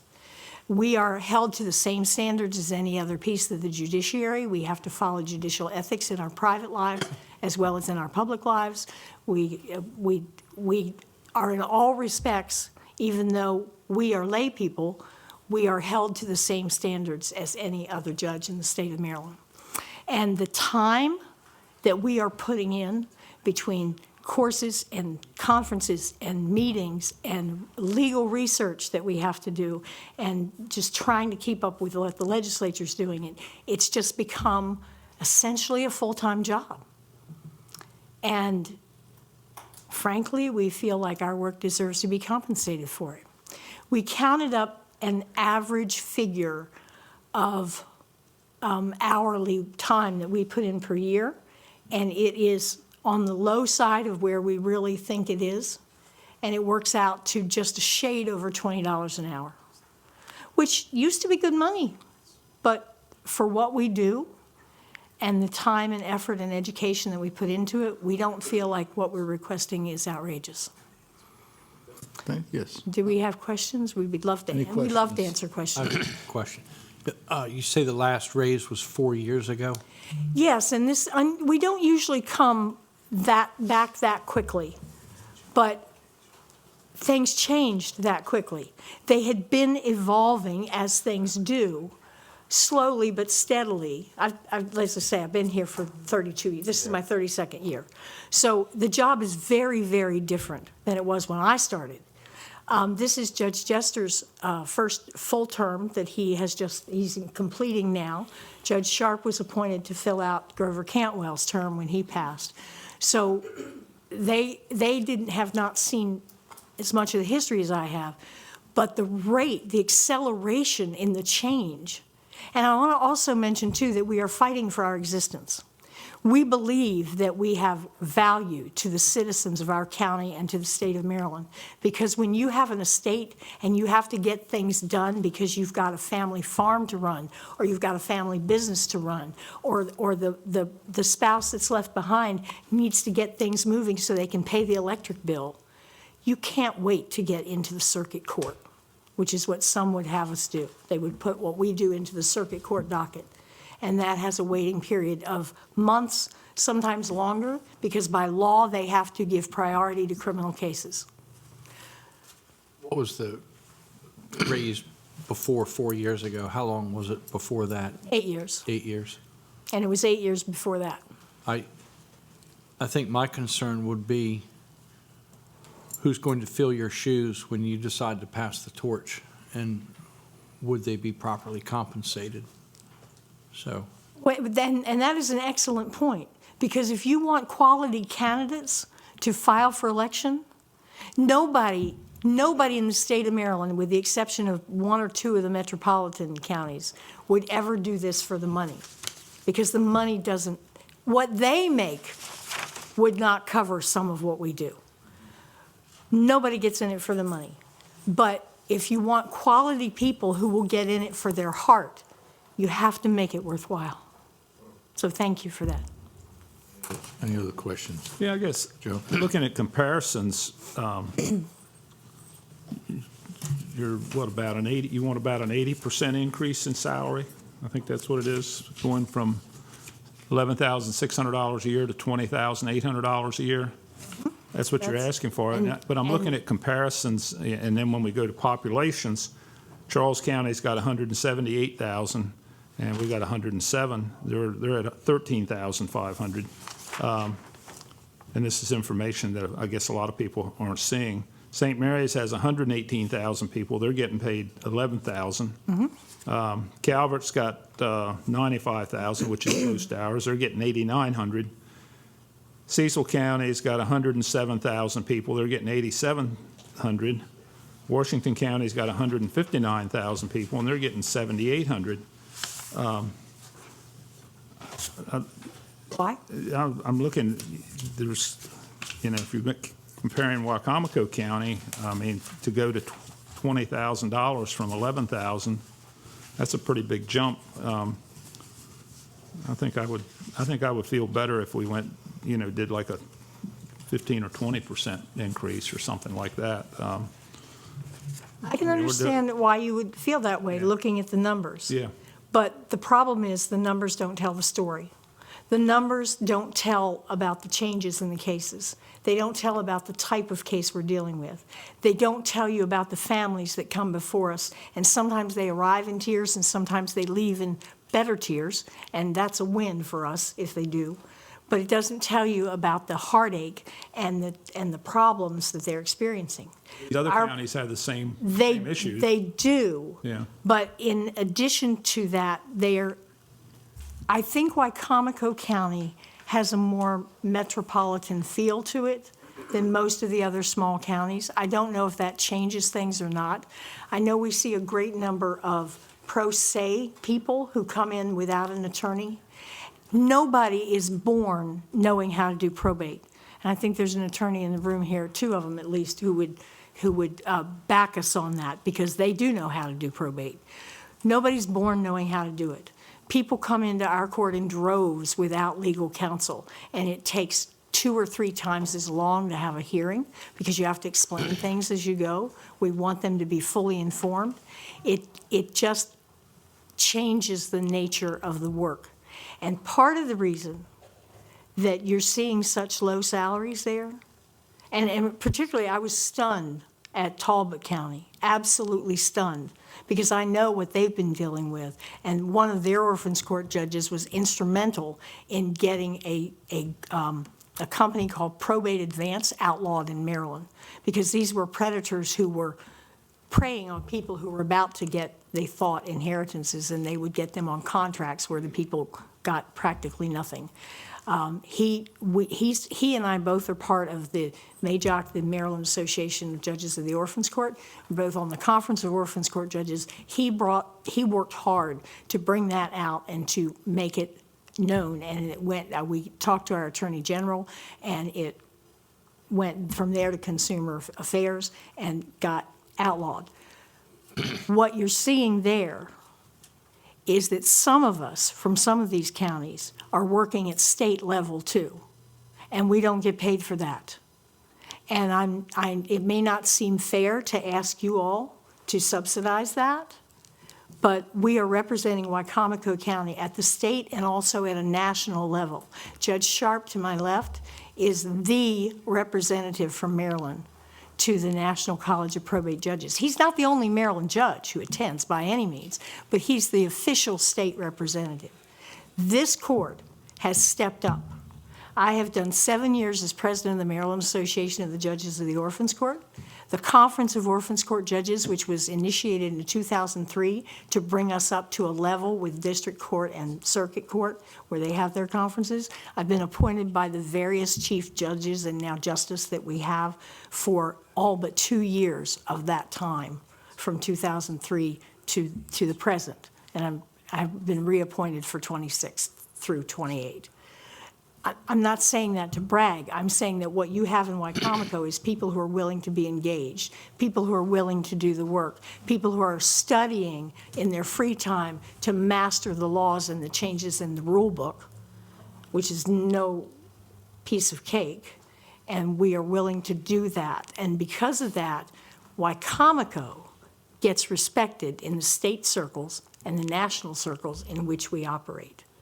What size raise did you get 4 years ago? We only asked for something very small. I think it was $1,200 a year, so a little bit, maybe a little bit less.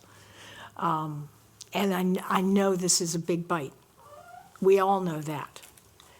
But the only way we can help you understand why we would have the audacity to ask for that is if you come and sit with us and watch our work one Tuesday. You're welcome to do that anytime.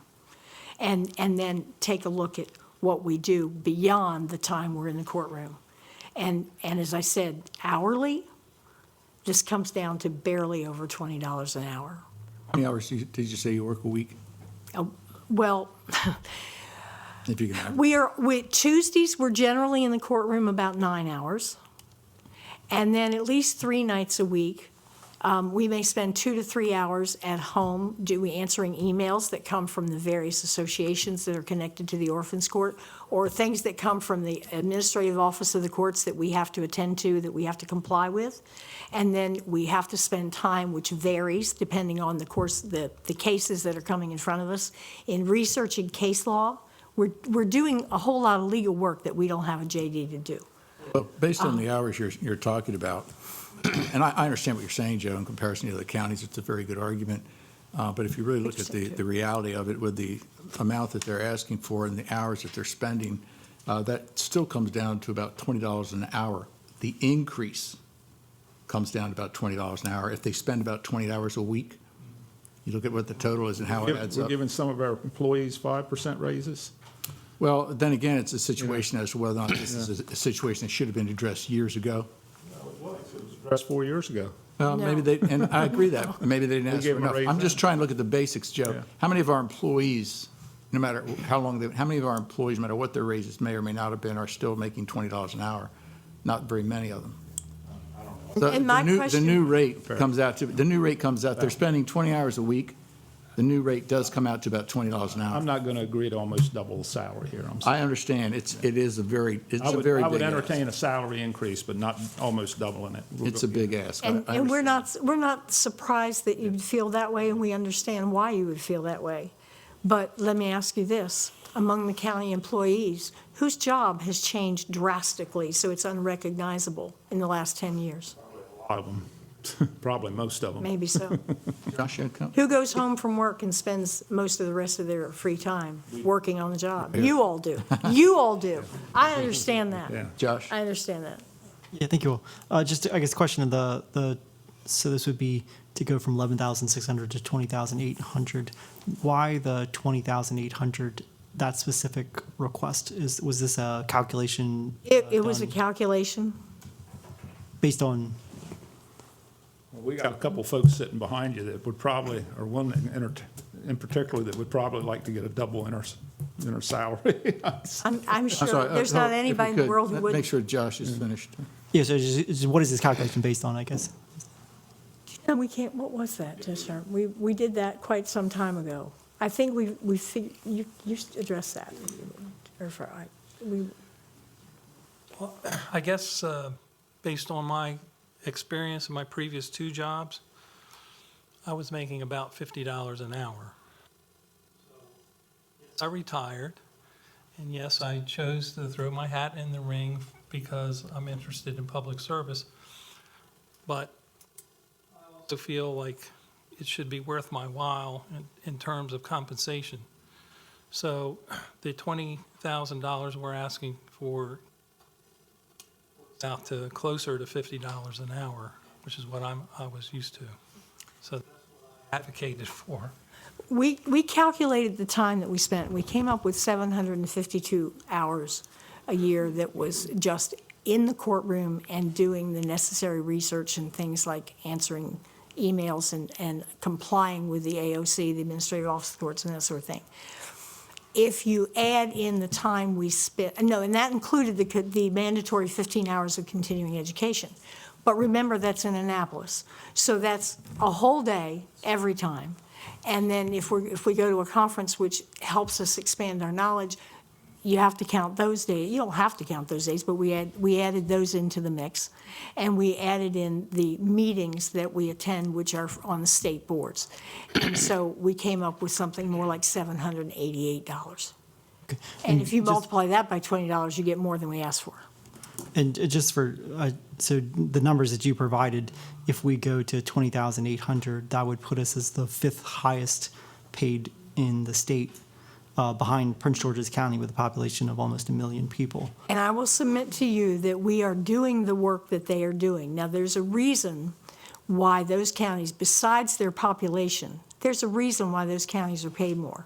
They're attorney courts. We are not. But we have trained to be equivalent to an attorney in probate. We have to be, because attorneys appear in front of us. We have to know our job well enough to fairly hear them out. And we are doing the work that's done in those courts. Those courts divide their work when they're all at those particular, Prince George's, Baltimore County, and Baltimore City, divide their work between the judges, because in those 3 jurisdictions they can sit independently. We work as a panel. Anne Arundel works as a panel. We are actually doing as much casework as Anne Arundel does. We are doing the level of work that you will find, and I invite you to ask them. You ask Judge Groves or Judge Cartwright of Prince George's, or Judge Fisher of Baltimore County, or Judge Garrett and Judge Lowenthal of Baltimore City. You ask them about the Wicomico County Court. They know us. They know the caliber of our work. And we are doing the same level of work that they are doing. Just last question on this, I guess, process-wise, this will, I see this as a letter to go to the chair of the county delegation of the state. So is this a state bill that is already going forward? Is this amending a larger state bill, or is this is an independent bill from the county itself? This is an independent bill. The process is that it has to be, it's part of the Estates and Trust Code, our compensation. It has to be passed by the legislature, but we come to you all first out of courtesy to ask if you will support it, because then if you do, then the legislature, our delegation, our local delegation will submit it. Quite frankly, a local bill generally passes because the legislature works, scratch each other's back kind of thing and help each other out, so. So What I'm hearing is other orphan courts, they have attorneys on staff, is what you're saying? Some the metropolitan courts in those three jurisdictions, Prince George's and Baltimore County and Baltimore City, they're required to be attorneys. Okay. I might also mention that all of those courts, including Anne Arundel, have staff. Right. So And you have staff? or we you have do not? no staff. So you have no staff? We have So how no much money do you think you're saving because you have no staff? Well, we put in twice, 2 years ago and again this past year, for staff, and it was approved, but we've been so busy, we haven't been able to hire them because it takes time to go through resumes and do interviews, and we don't have that time because we are there on Tuesdays and we are doing casework. We finished the last case tonight at 10 minutes to 6. That is not unusual. With no staff? With no staff. You are the staff? We are the staff. And That is other exactly courts right. have staff A and lot- attorneys? Now, the smaller courts don't. And- Right. And to go back to Mr. Holloway's question, another reason why ours looks so huge compared to what you're seeing is a lot of those smaller courts are afraid to ask for an increase. Some of them have been working for the same money for the last 16 years, and they are afraid to ask. That question? It's just odd. I reached out recently and learned a little bit more about the Orphans Court, and one of the aspects, and this may speak to the value that you're bringing, has to do with mediating with families, and I'm sure some of the families that come in are not all in accord. No, they are not. Is that a fair statement? Yes, sir, that is a very fair statement. And the impression I got is that, you're specifically Wicomico provides, I'll call it ministerial services, and I don't know if that differentiates Wicomico, as you're pointing out, it does on the technical side, but that added service is important to our citizens, I think, so can you speak to that? Do you see that as part of your responsibilities, whether or Yes. not it's technically in your accountabilities? Thank you very much. Yes, we do. It is not technically part of the job. Some courts, besides our own, exercise that part of the responsibility more than others. The orphans courts vary from county to county, jurisdiction to jurisdiction. But when people come into our court, as I said, they're at one of the worst times of their lives. They've lost someone who's very important to them. They're usually grieving. Grieving creates tension in the family. Also, with an unfortunate rate of occurrence, there's greed involved because money creates a whole different family dynamic. And somebody thinks they're going to get money that wasn't theirs to start with. As Judge Barkley used to say, wasn't yours to start with and you didn't earn it. But they think they are entitled to it. And so we have these family disputes, and we have people who don't trust each other. And we had the lady came in today to ask to be heard for a minute. We don't do we don't do things with one-sided, letting people be together when they're doing case matters. But she was in court 2 weeks ago, crying because her uncles didn't trust her to deal with her father's estate, and she didn't trust them to deal with it. And she came back because she wanted to make sure she had done exactly what we told her to do. That was her question today.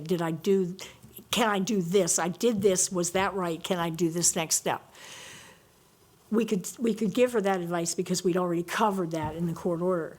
But this happens all the time. We do take classes in mediation specifically so that we can handle this. That's part of the education that we receive.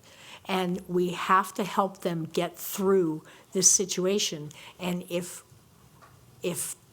things go well and God is good and luck is with us and the people are amenable, sometimes they go out of there better than they came in. Because coming in frustrated, occasionally they go out hugging. We've considered that a big win. Doesn't happen every time. The issue you mentioned with staff concerns me. And I advocate for an increase, I do. I don't know if it might be better to be cautious on how we present this, because I think you need staff, period. Staff would cut your workload immensely. I would be willing to maybe suggest that, because Joe is concerned about the 100%, what if we did like a 50% increase? That would take it to about 16,000. In the same sense, if you get staff, your workload will be reduced. And I think it may be more commensurate with your workload if you get staff in here. That would be wonderful. Yeah. And we have already started that process, Right. but then there hasn't been time to do our due diligence. And there never will be. And But you're there going to won't have, be. somehow they're going to have to make that time And then they have to be trained. or rely on somebody else to help you. Maybe you can go with, I think it's BBSI, an outside group to make the hire for you. And that way you wouldn't have to do it independently. And then bring someone in who's qualified that you may not have to train. Well, we're targeting, we have a couple of law professors who are checking for interns, possible interns for us, because that needs to be somebody with some experience. Understood. You made a comment earlier that you did the same amount of work that they do in Anne Arundel County, but they have 600,000 people in Anne Arundel County. How do you justify I said that? we're doing the same level of work. You said the amount, too. Well, we're probably doing as many cases per day as they are. But they sit twice. This is another issue. They sit 2 days a week. We sit one. And I think the council, just to throw this in there, you're going to have to, I don't think the three of us are ready to do 2 days a week. For another thing, I have another job that pays the bills because this one doesn't.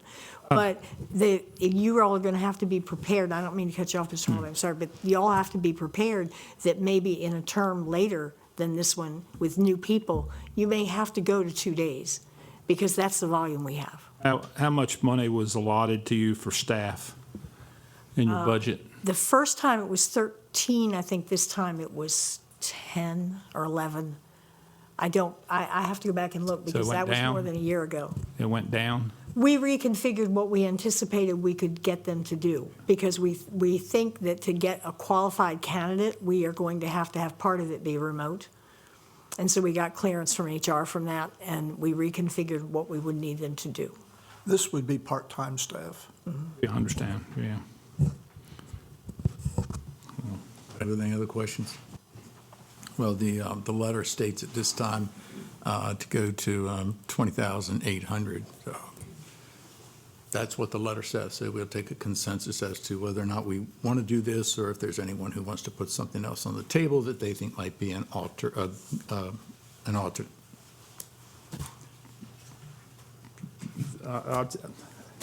I'd reluctantly go to 15.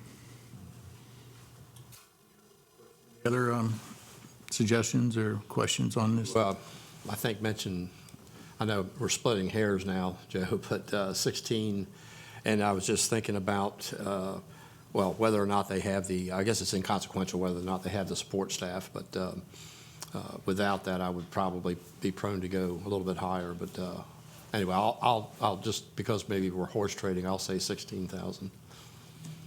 Yep. I'd agree with that. How would you get your staff? Is that through the county HR, or do you get your own, or? No, they told us that they would have to come through, we had discussions with HR and with the Finance Committee. In fact, we have another meeting with Finance on March 3rd. But they told us it would have to be done through county HR. It's a huge delay. And you say that you don't have the time to do it. I don't know why you're taking that time to do it. HR should be taking the time to make this. They don't know our job. So we can, That's their job, to learn your job and to know your job in order to, all they have to do is, I'm assuming that whatever the job description might be, you have to give them the job description. That's what they should be going by on their interviews. yes, but can they assess someone's ability to read and interpret case law and apply it to the cases that we have this week? HR, so. James? If they can, we're happy to talk with about it. Yeah. I'm good with 15 or 16, whichever one we land on here. We just got to figure out which one it's going to be, because Yeah, well, first of all, I think you did acknowledge it. I know that there's been a question of whether or not this system should continue to exist at the General Assembly level. I don't know how many years they've been talking about that. I don't think you want to paint a target on your back by having a jump in salary, regardless of the optics of it. And to Councilman Holloway's point, undoubtedly, there's anyone who works for the county is looking at those percentages change and that difference. that can be disheartening to folks who are doing other work in our parks or other part-time work, et cetera. Obviously, the work that you all have is you have to be extraordinarily knowledgeable. You have to put in really hard hours and due diligence for the time that you do work. I think you should probably have a more moderate increase and then maybe come back 2 years from now, think about, having had staff and try to think through that. But at least for this year, I don't think a jump all the way to that amount would be, might get you more, put you farther behind than to actually get you ahead, even though you're doing the right work. And of course, in my just quick view, you need to hire staff as quickly as possible. It sounds like you all are drowning in work and you're doing the things that are really needed. We just need to figure out how to make that happen as quickly as possible. But yeah, I'm fine, Council President, with 15 or 16,000 if that's been any of those. Mr. President. Yeah, I got another question. You made a comment that you were fighting for your existence. What do you mean by that? Since the Orphans Court was created in the midst of the American Revolution, it has been attacked on the average about once every 20 years about why is it here? And that has accelerated in the time I've been here. It went from every 20 years to 10 years, to 5 years, to 2 years, to every year, to multiple attacks in every single legislative session, and that's been going on for the last 10 years.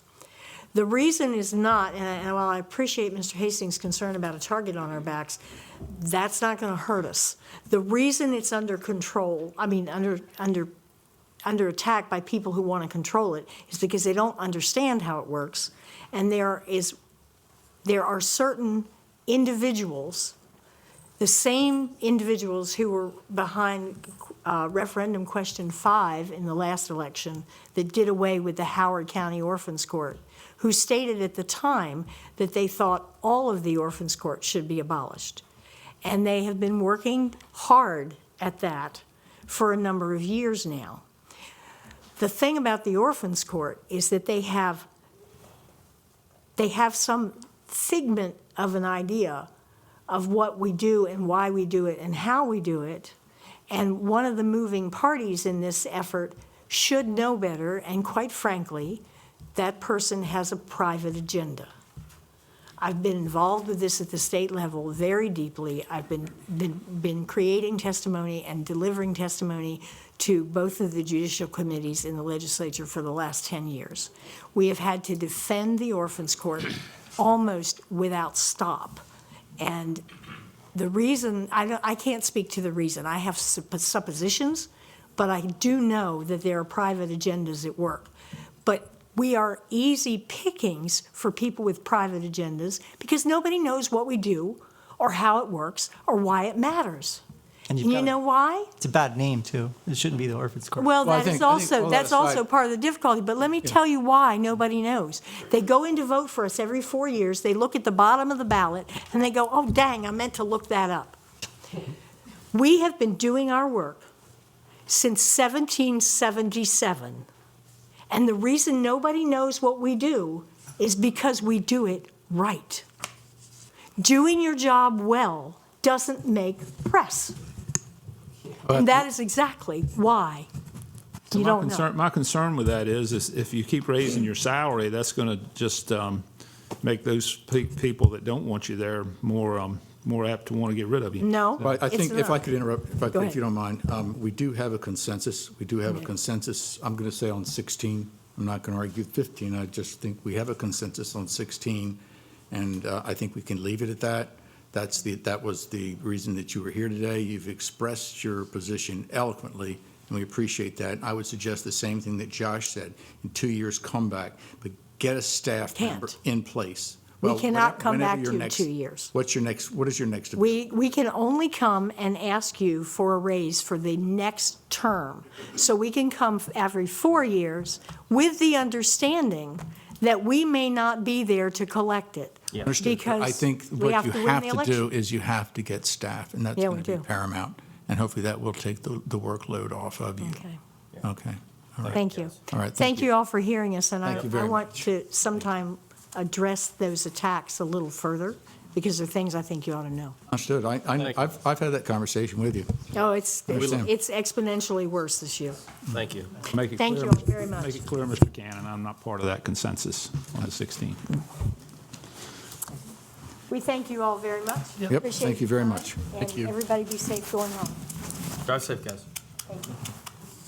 Next item we have is the discussion on the other state legislation, which would be the Class A beer, wine, and liquor license and restaurant requirement. Mr. Benson, do you want to just give the public a quick overview on where we are and You have before you a draft bill. The process, as I understand it, is that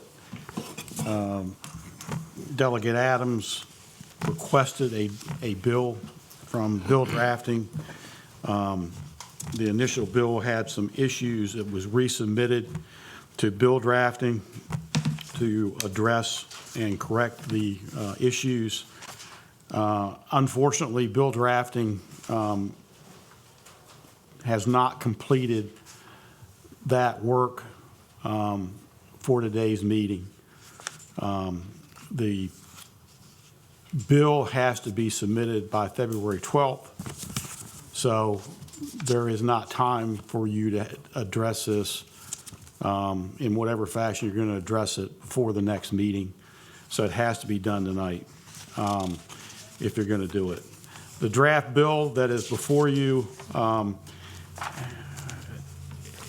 in theory, you shouldn't have because under normal circumstances, bill drafting will not release the bill until they've completed their work. But as of this morning, understanding the time constraints, Delegate Adams was able to get a copy. He has stressed that this is not necessarily the exact final bill, but the expectation is if there are any changes to it, they will not be substantive. They will be correcting minor form issues, that sort of thing. The bill that's before you is drafted in such a way as to address the concerns that were initially raised by council. If you look at the bill, this is my interpretation after having discussed this with Mr. Duvall from the Board of License Commissioners. If you look in the bill, the change in section B, which is now C, says that before July 1st, a license may be issued only to an establishment that has been issued a Class B license and continually operate as a restaurant. In essence, that provision has been added so that the existing 3 Class A licenses that have restaurants are grandfathered in. And as long as they keep their license, they will be grandfathered in and be allowed to keep it and have it with their restaurant. The second section says that on or after July 1st, a license may not be issued to an establishment that has been issued a Class B license, but allows the renewal of the existing licenses. The interpretation or best guess is that the reason this is drafted this way is that there is a general provision in the state liquor law, that a single person may not have more than 1 license. And the thinking is that the bill drafter, in trying to meet the general requirements of Maryland liquor laws, has drafted it in this fashion. So the effect of it is the existing 3 licenses, and there are currently 3 licenses issued that are associated with restaurants, are grandfathered in and will be able to keep their license for as long as they're able to keep their license. If one of those licenses loses its license, gives it up, and there's an opening after July 1st, 2026, the license that would be granted cannot be associated with a restaurant. It has to be a freestanding store. There is a provision in here that says there can't be more than 1 license in any councilmanic district. Obviously, there are now 7 councilmanic districts. There are 3 licenses. Those 3 licenses that currently exist are not in the same councilmanic districts. If one of the licenses is given up, a new licensee would have to locate a store in one of the other 5 districts, other than the 2 existing. There's a requirement or restriction. The restriction on 3 licenses is maintained in this bill, so there's a requirement now for only 3 that's maintained in the bill. There's an addition that the license establishment cannot have more than 3,500 square feet of retail space. And there is a revision in Section F that says the license holder shall purchase liquor for retail sale from a county dispensary, and you will notice that there is a strikeout or a removal of the words "or from a wholesaler." So the current law allows the license holders to purchase from either the dispensary or a wholesaler. For some reason, they've struck that out. I provided you with a question, an email that I sent to Delegate Adams today, and I asked him 2 questions. And the first question I asked was, why did they structure this with the July 1st date? The second was, why did they strike out the language about wholesaler? I have provided you with a copy of an email that Delegate Adams sent me. His best understanding is that he didn't request that the language removing the words wholesaler be removed. And he thinks that that's going to be an easy fix and that they'll just remove that strikeout and put it back the way it was. And at this point, he has not gotten a response back from the bill drafting as to why they did the July 1st, 2026. So the best answer that I have is frankly based on Mr. Duvall's help, and that is that there is a provision in state law that provides that you can't have more, that one license holder can't have more than 1 license. And the thought is that the bill drafter is simply trying to structure this in a way that does that. The only other thing is, Judge, and this is in Mr. Delegate Adams' response, but when this bill was initially submitted, the bill drafter raised concerns about the 7 districts with only 3 licenses. The concern being that that may generate litigation if one of the existing license holders were to give their license up, and a new license holder was told, you can't go in District 1 because there's already a license in District 1. They had that concern. They're not saying they're right about it, and the reality is that the consensus that I understood the past council was that there was going to be a restriction so that there would not be more than 1 license per councilmanic district. So if it leads to litigation, it leads to litigation, but that's the way the council addressed it. So that's my explanation as to where we are. If the council is inclined to support this, you need to do it in some fashion so that it is to Delegate Adams before February 12th, because the bill has to be submitted by February 12th. The only other thing I would add is that there was a corresponding bill submitted in the Senate by Senator Mounts. The bill that was submitted in the Senate does not have the limitation of 3 liquor licenses, and would allow, I think, 7, 1 in each councilmanic district. That clearly is not consistent. Delegate Adams tells me he's spoken to Senator Mounts, and that Senator Mounts has indicated that he will amend his bill so that whatever is supported and submitted by Delegate Adams will be amended to be the Senate bill as well, so it'll be consistent. Shared something similar to that with me, the fact that he would pull his bill if necessary. Right. Okay. Any questions? Mr. Benson says that it might cause litigation. I want to read this second paragraph out of the letter we sent, and I didn't vote for this, but the council, enough of the council did. It said the council believes these provisions will promote fair competition. I don't see how anybody can say there's anything fair about just allowing one license in 3 different council districts. That's going to cause a lot of litigation probably, because there's going to be people screaming and hollering and saying, hey, he's got a license down the street. I'm in a different, I'm in a different election, different district. I should be able to have one. Going back, I apologize to some of my fellow council members because I've related this story. Back in the middle 80s, I bought a store in Parsonsburg, and there wasn't a lottery machine between Salisbury and Berlin. I applied, and you didn't get those for free. You had to pay to have hookups and all that. And the lottery agency was very reluctant at the time to put lottery machines anywhere. You had to have the right amount of parking, floor traffic. It's been a long time. I don't remember all the requirements, but anyway, I got one. So there was one lottery machine between Salisbury and Berlin. Well, as soon as I got one, all the other stores on Route 346 wanted a lottery machine. It didn't take but a very few years for them to get one.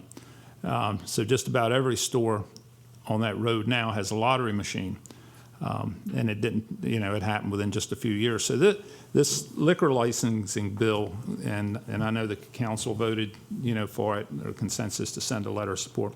This is just another point to evolve of having more liquor licenses in Wicomico County. At some point in time, and I doubt all of us will be here, or any of us probably, there'll be, with these laws. This isn't the first time that we've heard a liquor license bill. I think about every year we have 1 or 2 come up in front of us. So it'll evolve into liquor licenses in every store in Wicomico, every retail store. Just about every convenience store has a beer and wine license now. So it'll be no different. There will be liquor in every store. So that's all I have on Benson, that. thank you for clarifying the fact that what we sat through in this council in many meetings has been addressed and clarified in Annapolis, which can often be very difficult. I appreciate the fact that you caught the wholesaler issue, because I'm really surprised that they had taken that out. But I'm glad you found that. So it looks like what we have asked for, Delegate Adams is delivering that, which I'm glad of. James had one issue he wanted. I want to make sure this doesn't create any hiccups in Annapolis, but you want to talk about the 2 mile? Yeah, I had some conversations, and it was brought to my attention in the task force that they talked about mileage between stores. And I would like to propose that we do 2 miles between each liquor store, so to prevent too much concentration in one area. If you have 2 liquor stores across the street from each other, but they're in a different You district. could have, yeah. It could be perceived as District 1 and District 4, or in District 3, like, you can be right next to each other, across the line, Does so. that include the 3 liquor stores that aren't licensed also? Because we have 3 that's not licensed. Just the licensed ones, I'd imagine. Just the licensed ones? Yeah. I mean, if you're asking me, I don't pursue that as being a problem. Rather, it would have to probably go, my perception is that Delegate Adams would have to offer that as an amendment at the time the bill is done, because the drafted bill probably ain't gonna get changed to do that. I'm very reluctant to change anything. My only other point is that we have Mr. Duvall here, and he's certainly more knowledgeable, and he may have an opinion on that. And he may or may not agree with everything I said when I described the bill. So if the council has an interest, you may want to have Mr. Duvall. Yeah, certainly, thank you. I'll bring my chair with me, Jennifer Jordan. I don't have anything to add to what Mr. Benson said in his description of what's going on. It was complete and accurate as far as I'm concerned. Not that I'm trying to look over his shoulder. I wouldn't have had anything more to say than what he said to you. We don't know either Mr. Benson or I, because it's not been specifically articulated, what the basis of the concern with the drafters is with respect to the 3 license limit and the councilmanic limit. I know that the Senate bill that's going to be withdrawn was originally drafted with only the councilmanic restriction, and it deleted the 3 limit license. And we're just spitballing as to why, frankly, the concern, but I think the concern was you've got a disconnect between the 3 and the 7 is what may be behind that.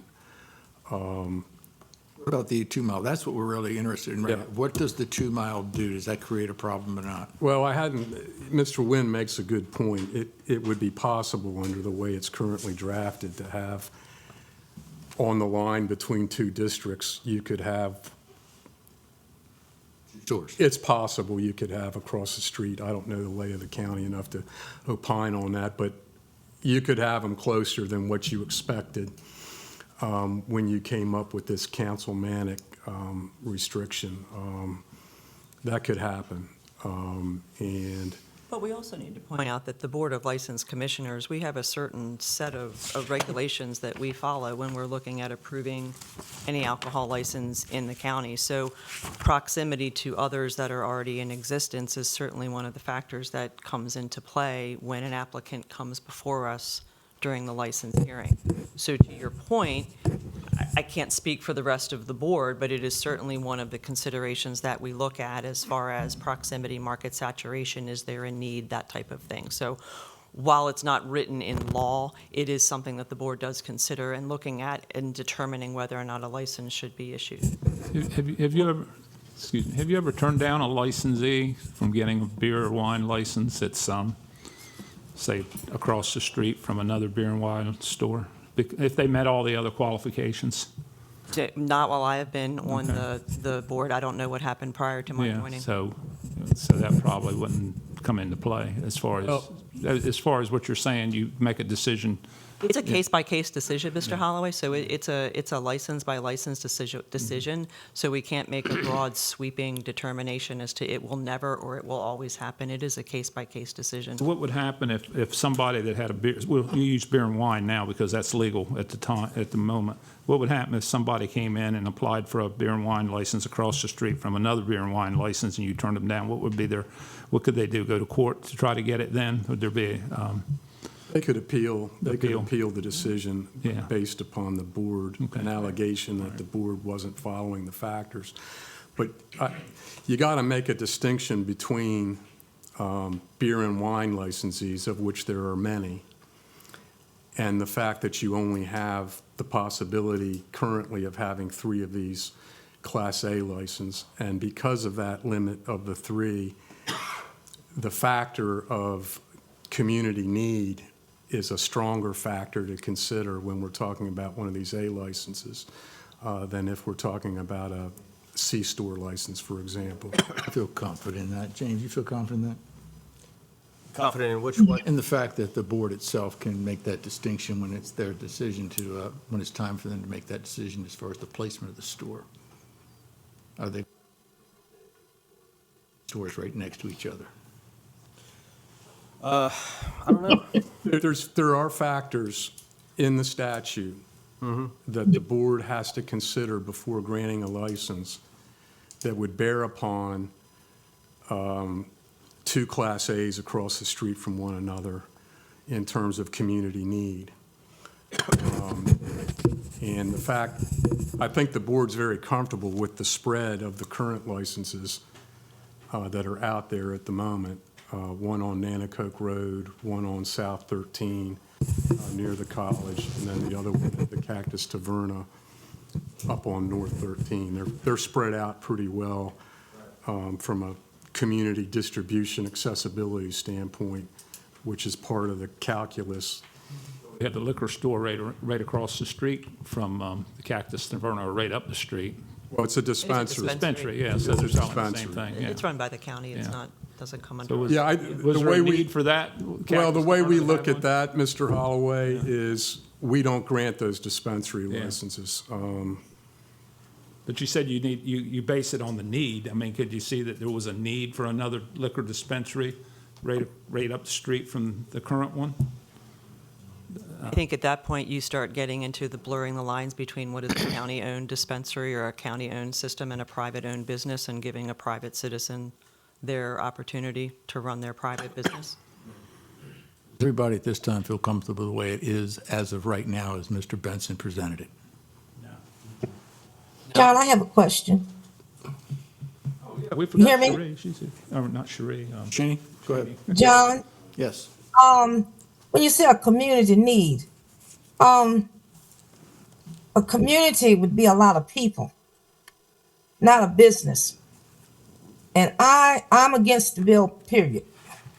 Because like you open up liquor stores, and I just think that there's enough liquor being dispensed within, just take downtown, for instance. You got Mojo's, you got Rody Joe's, you got Mark Street Inn, you got Brick House across the street from the government building, you got Mad Hatter, and you got Brew River. They may not be dispensaries, but they have license to sell liquor.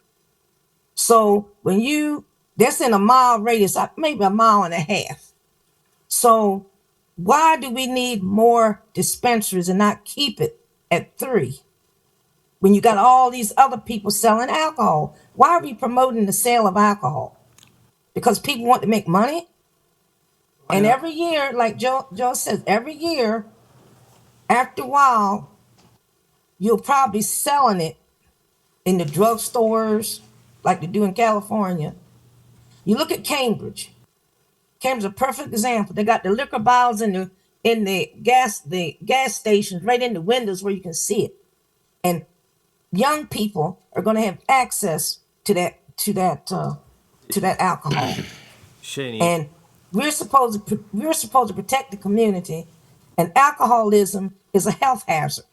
If you support the idea of keeping a 2-mile radius from each store, you won't have liquor stores across the street everywhere. And that would be something that you probably should support if you don't want the sale of alcohol all over the county. Well, I think the issue we need to pay attention to here very carefully is that we're not renegotiating this subject. No, The council as a body has already voted to move this forward, and that's why this bill is in Annapolis. Our only discussion tonight is whether or not we agree with the bill as it was presented and making sure that it doesn't stray from what we have asked for. That's not a vote. And I think it's been very clear that what Mr. Benson has told us, and with the work that Chris Adams has put into this and the other Eastern Shore delegation members, that Wicomico County has asked them to do this, it seems to be in order. I don't think it's a time for us to now turn around and try to reevaluate where we are with this. We just need to move it forward. It wasn't a vote. It wasn't a vote anyway. It was a consensus. Yeah. I understand it was a consensus. Yeah. It was a I consensus. agree. I recall that we were talking early on about, whether it was, I don't recall exactly 2 miles, but some space, and I think we were struggling with whether that would work or whether it would be appropriate. And I think that it might have been Mr. Hastings, I'm not sure, who suggested the district, and that sounded like a good idea to me. I think it still is. But then when you couple that with the discretion of the commission, and we're going to defer to their judgment case by case. So if you get that situation where they are right on the borderline, then I would trust that the commission would say that's a no-go because that's too close. And that's what the commission does, I guess, on all their cases. Is that they view the facts and they make a decision. So I'm basically okay with the councilmatic. And the only caveat to that is if the fairness issue comes into play and it becomes, litigation down the road for, not being fair because we're limiting somebody to limiting just by district, that could become an issue. But with that aside, I would say let's leave it as it is and go forward. I think so too. I mean, I say we lose the 2 mile, not worry about it. We've had the discussion. We've sent it to with liquor bills in Annapolis, it doesn't take much to blow them up. And I think we need to be as consistent as possible as a county to make sure that what we send up there, what we ask them to draft, once they draft it, as long as there's no discrepancies, then we're fine.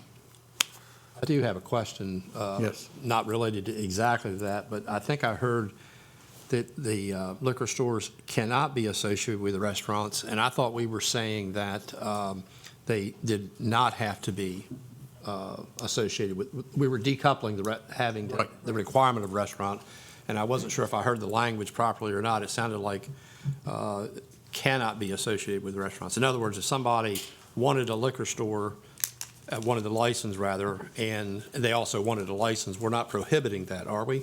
Three existing licenses are associated with restaurants, and they are grandfathered in, Right. and they will continue to be able to have a restaurant and a liquor license. As of July 1st, 2026, my interpretation, and I think Mr. Duvall's interpretation, subject to getting clarification from the bill drafter, is that as of July 1st, 2026, you will not be able to have a Class A liquor license and a Class B beer and wine license associated with a restaurant. So it'll be decoupled, not necessarily in the way council was intending, but it's going to decouple it because someone who applies for a license in September of 2026 is going to have a freestanding facility that is not a restaurant. I think the language is pretty clear on that point. And I think it also Mr. addresses- Ennis, I think, correctly articulated what I think the council thought was going to happen at the last thing, but that drafting and change to the one license only is driven by general state law that says one person, one license. Got it. And well, maybe just for clarification in any case, because it is different. And I understand what you're saying is the reasoning for going that direction. I think the 3,500 square feet, Josh, is what you were requesting, right? Yeah. Okay. And this is my word, but I think the existing restaurant liquor is an anomaly in the state law. And I think they're basically saying that probably isn't what it's supposed to say, but we're going to allow it to continue because we did before. But we're not going to, but I think the bill drafter is saying that's not what the state law is, so we're not going to, as of July 1st, we're not going to have that happen again. I just want to close the loop and just a reminder, we've had the conversation before, literally over the past 4 years on these kinds of things, or if not longer. But the question of whether or not to be a mile apart, what always made that tricky was it was never quite clear if you are driving a mile or is this a mile as the crow flies. And then it was hard to determine how do you go from one to the other. It just makes it a whole lot more tricky. So that's why we that's how we eventually arrived at let's try not to have one councilmanic district or something like that. That was kind of the logic behind that.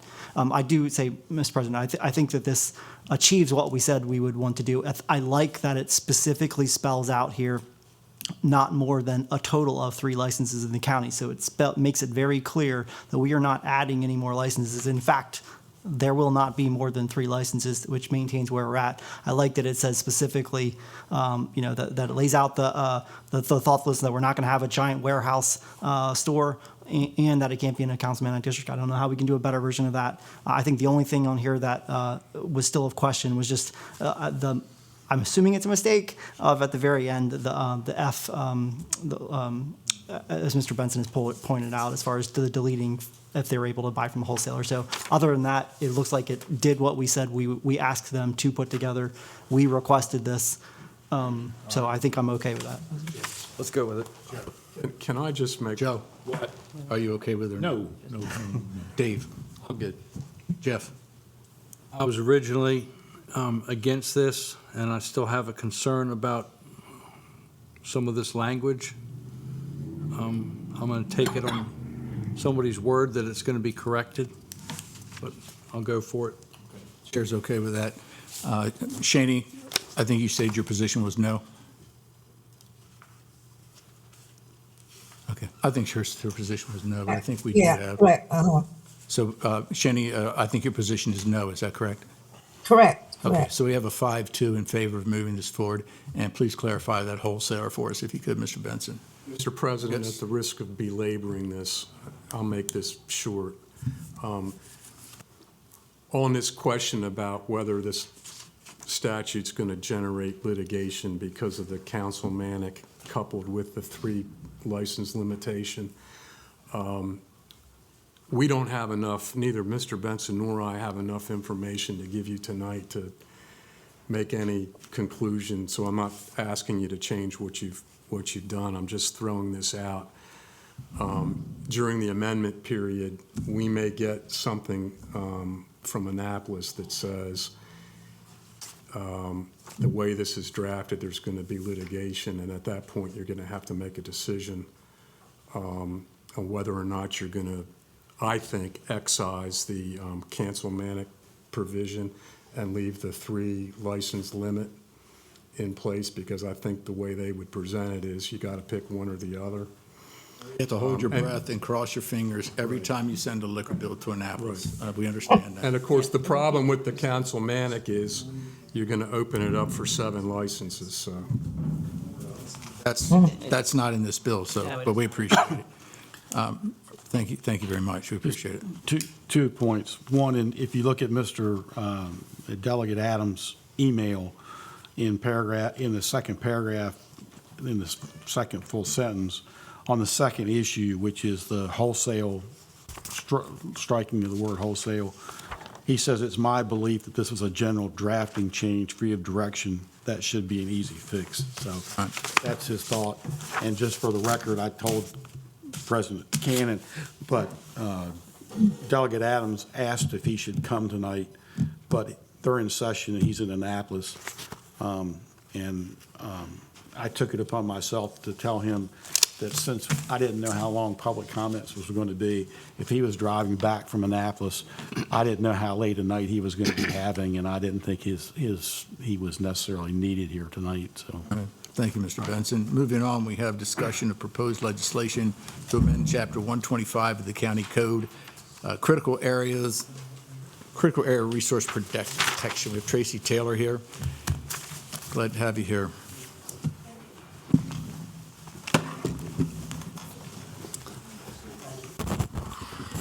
Tracy Taylor, Wicomico County Planning Director. Colin Harrison, Wicomico County Planning and Zoning Environmental Planner. Good to have you both. I'm going to allow Colin to give you an overview since he worked on this project. I think it's only right. Sure. Thank you, Tracy. So we're here to discuss Chapter 125, our Chesapeake Bay Critical Area Ordinance. Critical area law has changed a lot over the years, and where we're at today in Wicomico County, our ordinance is a little out of date with only some minor amendments over the years. So state law from DNR does direct us to update our ordinance every 10 years. So what we have here for you today is a complete repeal of current Chapter 125 and an enactment of basically what we had drafted from the state model ordinance. So everything that we have sent to you today comes directly from the state with some minor additions to address some local concerns. So we are here to answer any questions you may have. It's obviously a lengthy document, but at the end of the day, it's state law. So we are proposing exactly what the state and how they want us to run our program. Excuse me, and even if for some reason you didn't find it to adopt this ordinance, the repeal and reenactment, we're still bound by state regulation regardless. So if Colin, even absent this ordinance, if Colin gets subdivision site plan reviews in for critical area, he has to review them under the state regulations regardless of what our local ordinance does or doesn't say. Yes, Josh. That was going to be me. James, go ahead. This is kind of like the last one that you brought forward that we just did an introduction for. We kind of just don't have a say. It's the same, but a little bit different. Over the years, dating all the way back to 1989, the critical area law, the staff would initially create critical area policies, and we were supposed to follow those policies, but there was always a question as to what legal status. The policies held when you had the law that said one thing and the policies interpreted the law. So over time, the critical area staff has developed regulations of their own. So yes, they are regulatory now, and we are required to follow those regulations. And this ordinance is based off of those. I was just saying, it doesn't, I've been following this along for a while. In fact, the person who leads the Critical Area Commission used to be a Wicomico resident, very well steeped in planning. It all seems to be fine. We're just complying with what the state was, the direction that they were heading. I guess, is there anything that you wanted to bring up to the public as far as anything you want to specifically mention to them out of this that they should be aware of? Otherwise, I'm fine with it. I'll let Colin speak to that, but one thing I will mention is that we did not have an administrative variance provision before that allowed the planning director to grant a variance. All of our variances for critical areas had to go to the Board of Zoning Appeals, and that does create additional time, additional money, additional effort on behalf of the applicant. We do have now that under very specific circumstances, the planning director can grant an administrative variance in-house, and I think that is an added benefit to the citizens of Wicomico County. Do you have other things you want Just to add to that, we basically mirrored our consultant, Pete Johnston. He mirrored some local municipalities to see what's Dorchester putting in their administrative variance and what's Somerset and Worcester doing. So we really brought that together to, have some sense of what are the local concerns that we should be able to address in-house versus, having an applicant go through the whole public hearing process. What can we address here by Tracy signing off on it, so. And I will also mention, there's a couple of bills proposed this session that potentially can change this ordinance. We have actually been working with the critical area executive director and their staff on some slight changes to those bills. We read through them, and they were very receptive to the feedback we had about how those changes might affect local government. And as a matter of fact, I think they've even changed some wording in those bills. So coincidentally, just as soon as we adopt this, there will probably be revisions, and that's always the case. So we'll abide by those revised regulations if it goes through and passes. The question I had, is it necessary for us to introduce this now and to move it forward, or do we wait until after the session?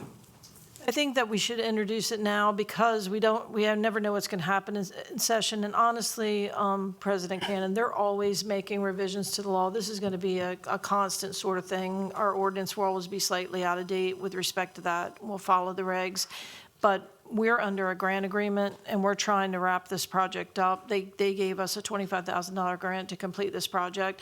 So the consultant wants to be paid out. We want to finish the grant agreement as well. So there's another added reason to wrap this up. So for maybe a 10%, whether the council would move this tonight, right? Right. But we will I need have, to stop. we'll have changes. Right. We will have changes periodically. That's just the nature of the beast. It just happens. Dave, you had a question? This may not be a fair question, but either with this change or generally, how much more restrictive has Chesapeake Bay critical areas become? It was not a fair question, was it? Over time, or recently, is this a major change as far as what people are going to see in terms of? Not really, because whether our ordinance was from originally 1989, if we adopted it over time, it would be no different. The way I do my job every day, I implement to the state standards.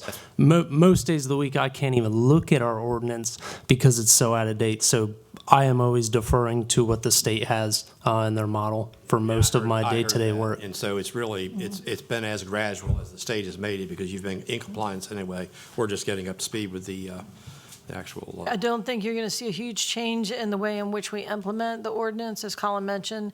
But the one benefit was the administrative variance. We did build that in, and so that's nice. I think that saves the citizens some time and money. We will be following up with you later for adoption of the new critical area maps, and that will require a little bit more conversation because that does create some changes to some folks that may have not been as impacted by the critical area law before, and now their property is, and that's a conversation we'll be having in the very near future. Because that's part 2 of the ordinance update, as the mapping update as well. Just one, as a quick an aside and as an example, a couple days ago, just because of this past storm that we've had, actually these past two storms that came through, an individual I was talking with was having a conversation about basically why is it that Delaware area looks like it always floods so much more, not just in the tidal, the creeks go up, but also on the other side. But long story made short, the conversation basically was, this is where you can see how policy makes a difference by having a critical area law in Maryland compared to our neighboring states. You can actually see the difference in a map. Usually you get a storm, like here's the flooding, and you see, oh, here's the red lines of really bad areas. The work that we've done to be able to help stop the flow of flooding, to absorb some of that, and then all of the riparian buffers and things that have been added in for conservation practices, it's really made a huge difference in stopping the flooding. And so anyway, it was just a really neat, you can literally, the weatherman can now look and see it, how the difference of policy over these years makes a difference. So it's kind of neat to see that. I concur. And as a little fun side note, since we're all still here at 9 o'clock, I started my career as a lowly assistant critical area planner in Wicomico County in 1989, and I was on the job for about a week or 2 weeks when this law was adopted as emergency legislation. So it was trial by fire because everyone despised the law back then. And so I think over time, we've come to appreciate it much, much more, to your point. But that is how I started my career here as a critical area planner. Mrs. Hurley, this will be an introduction. Yeah, we could put it on the next agenda, February 17th. It can be on for introduction. Thank you all very much. Thank you. Good evening. Good evening. Entertain a motion to adjourn. So move. Second? Second. All in favor? Aye. Oh, man. Aye, aye.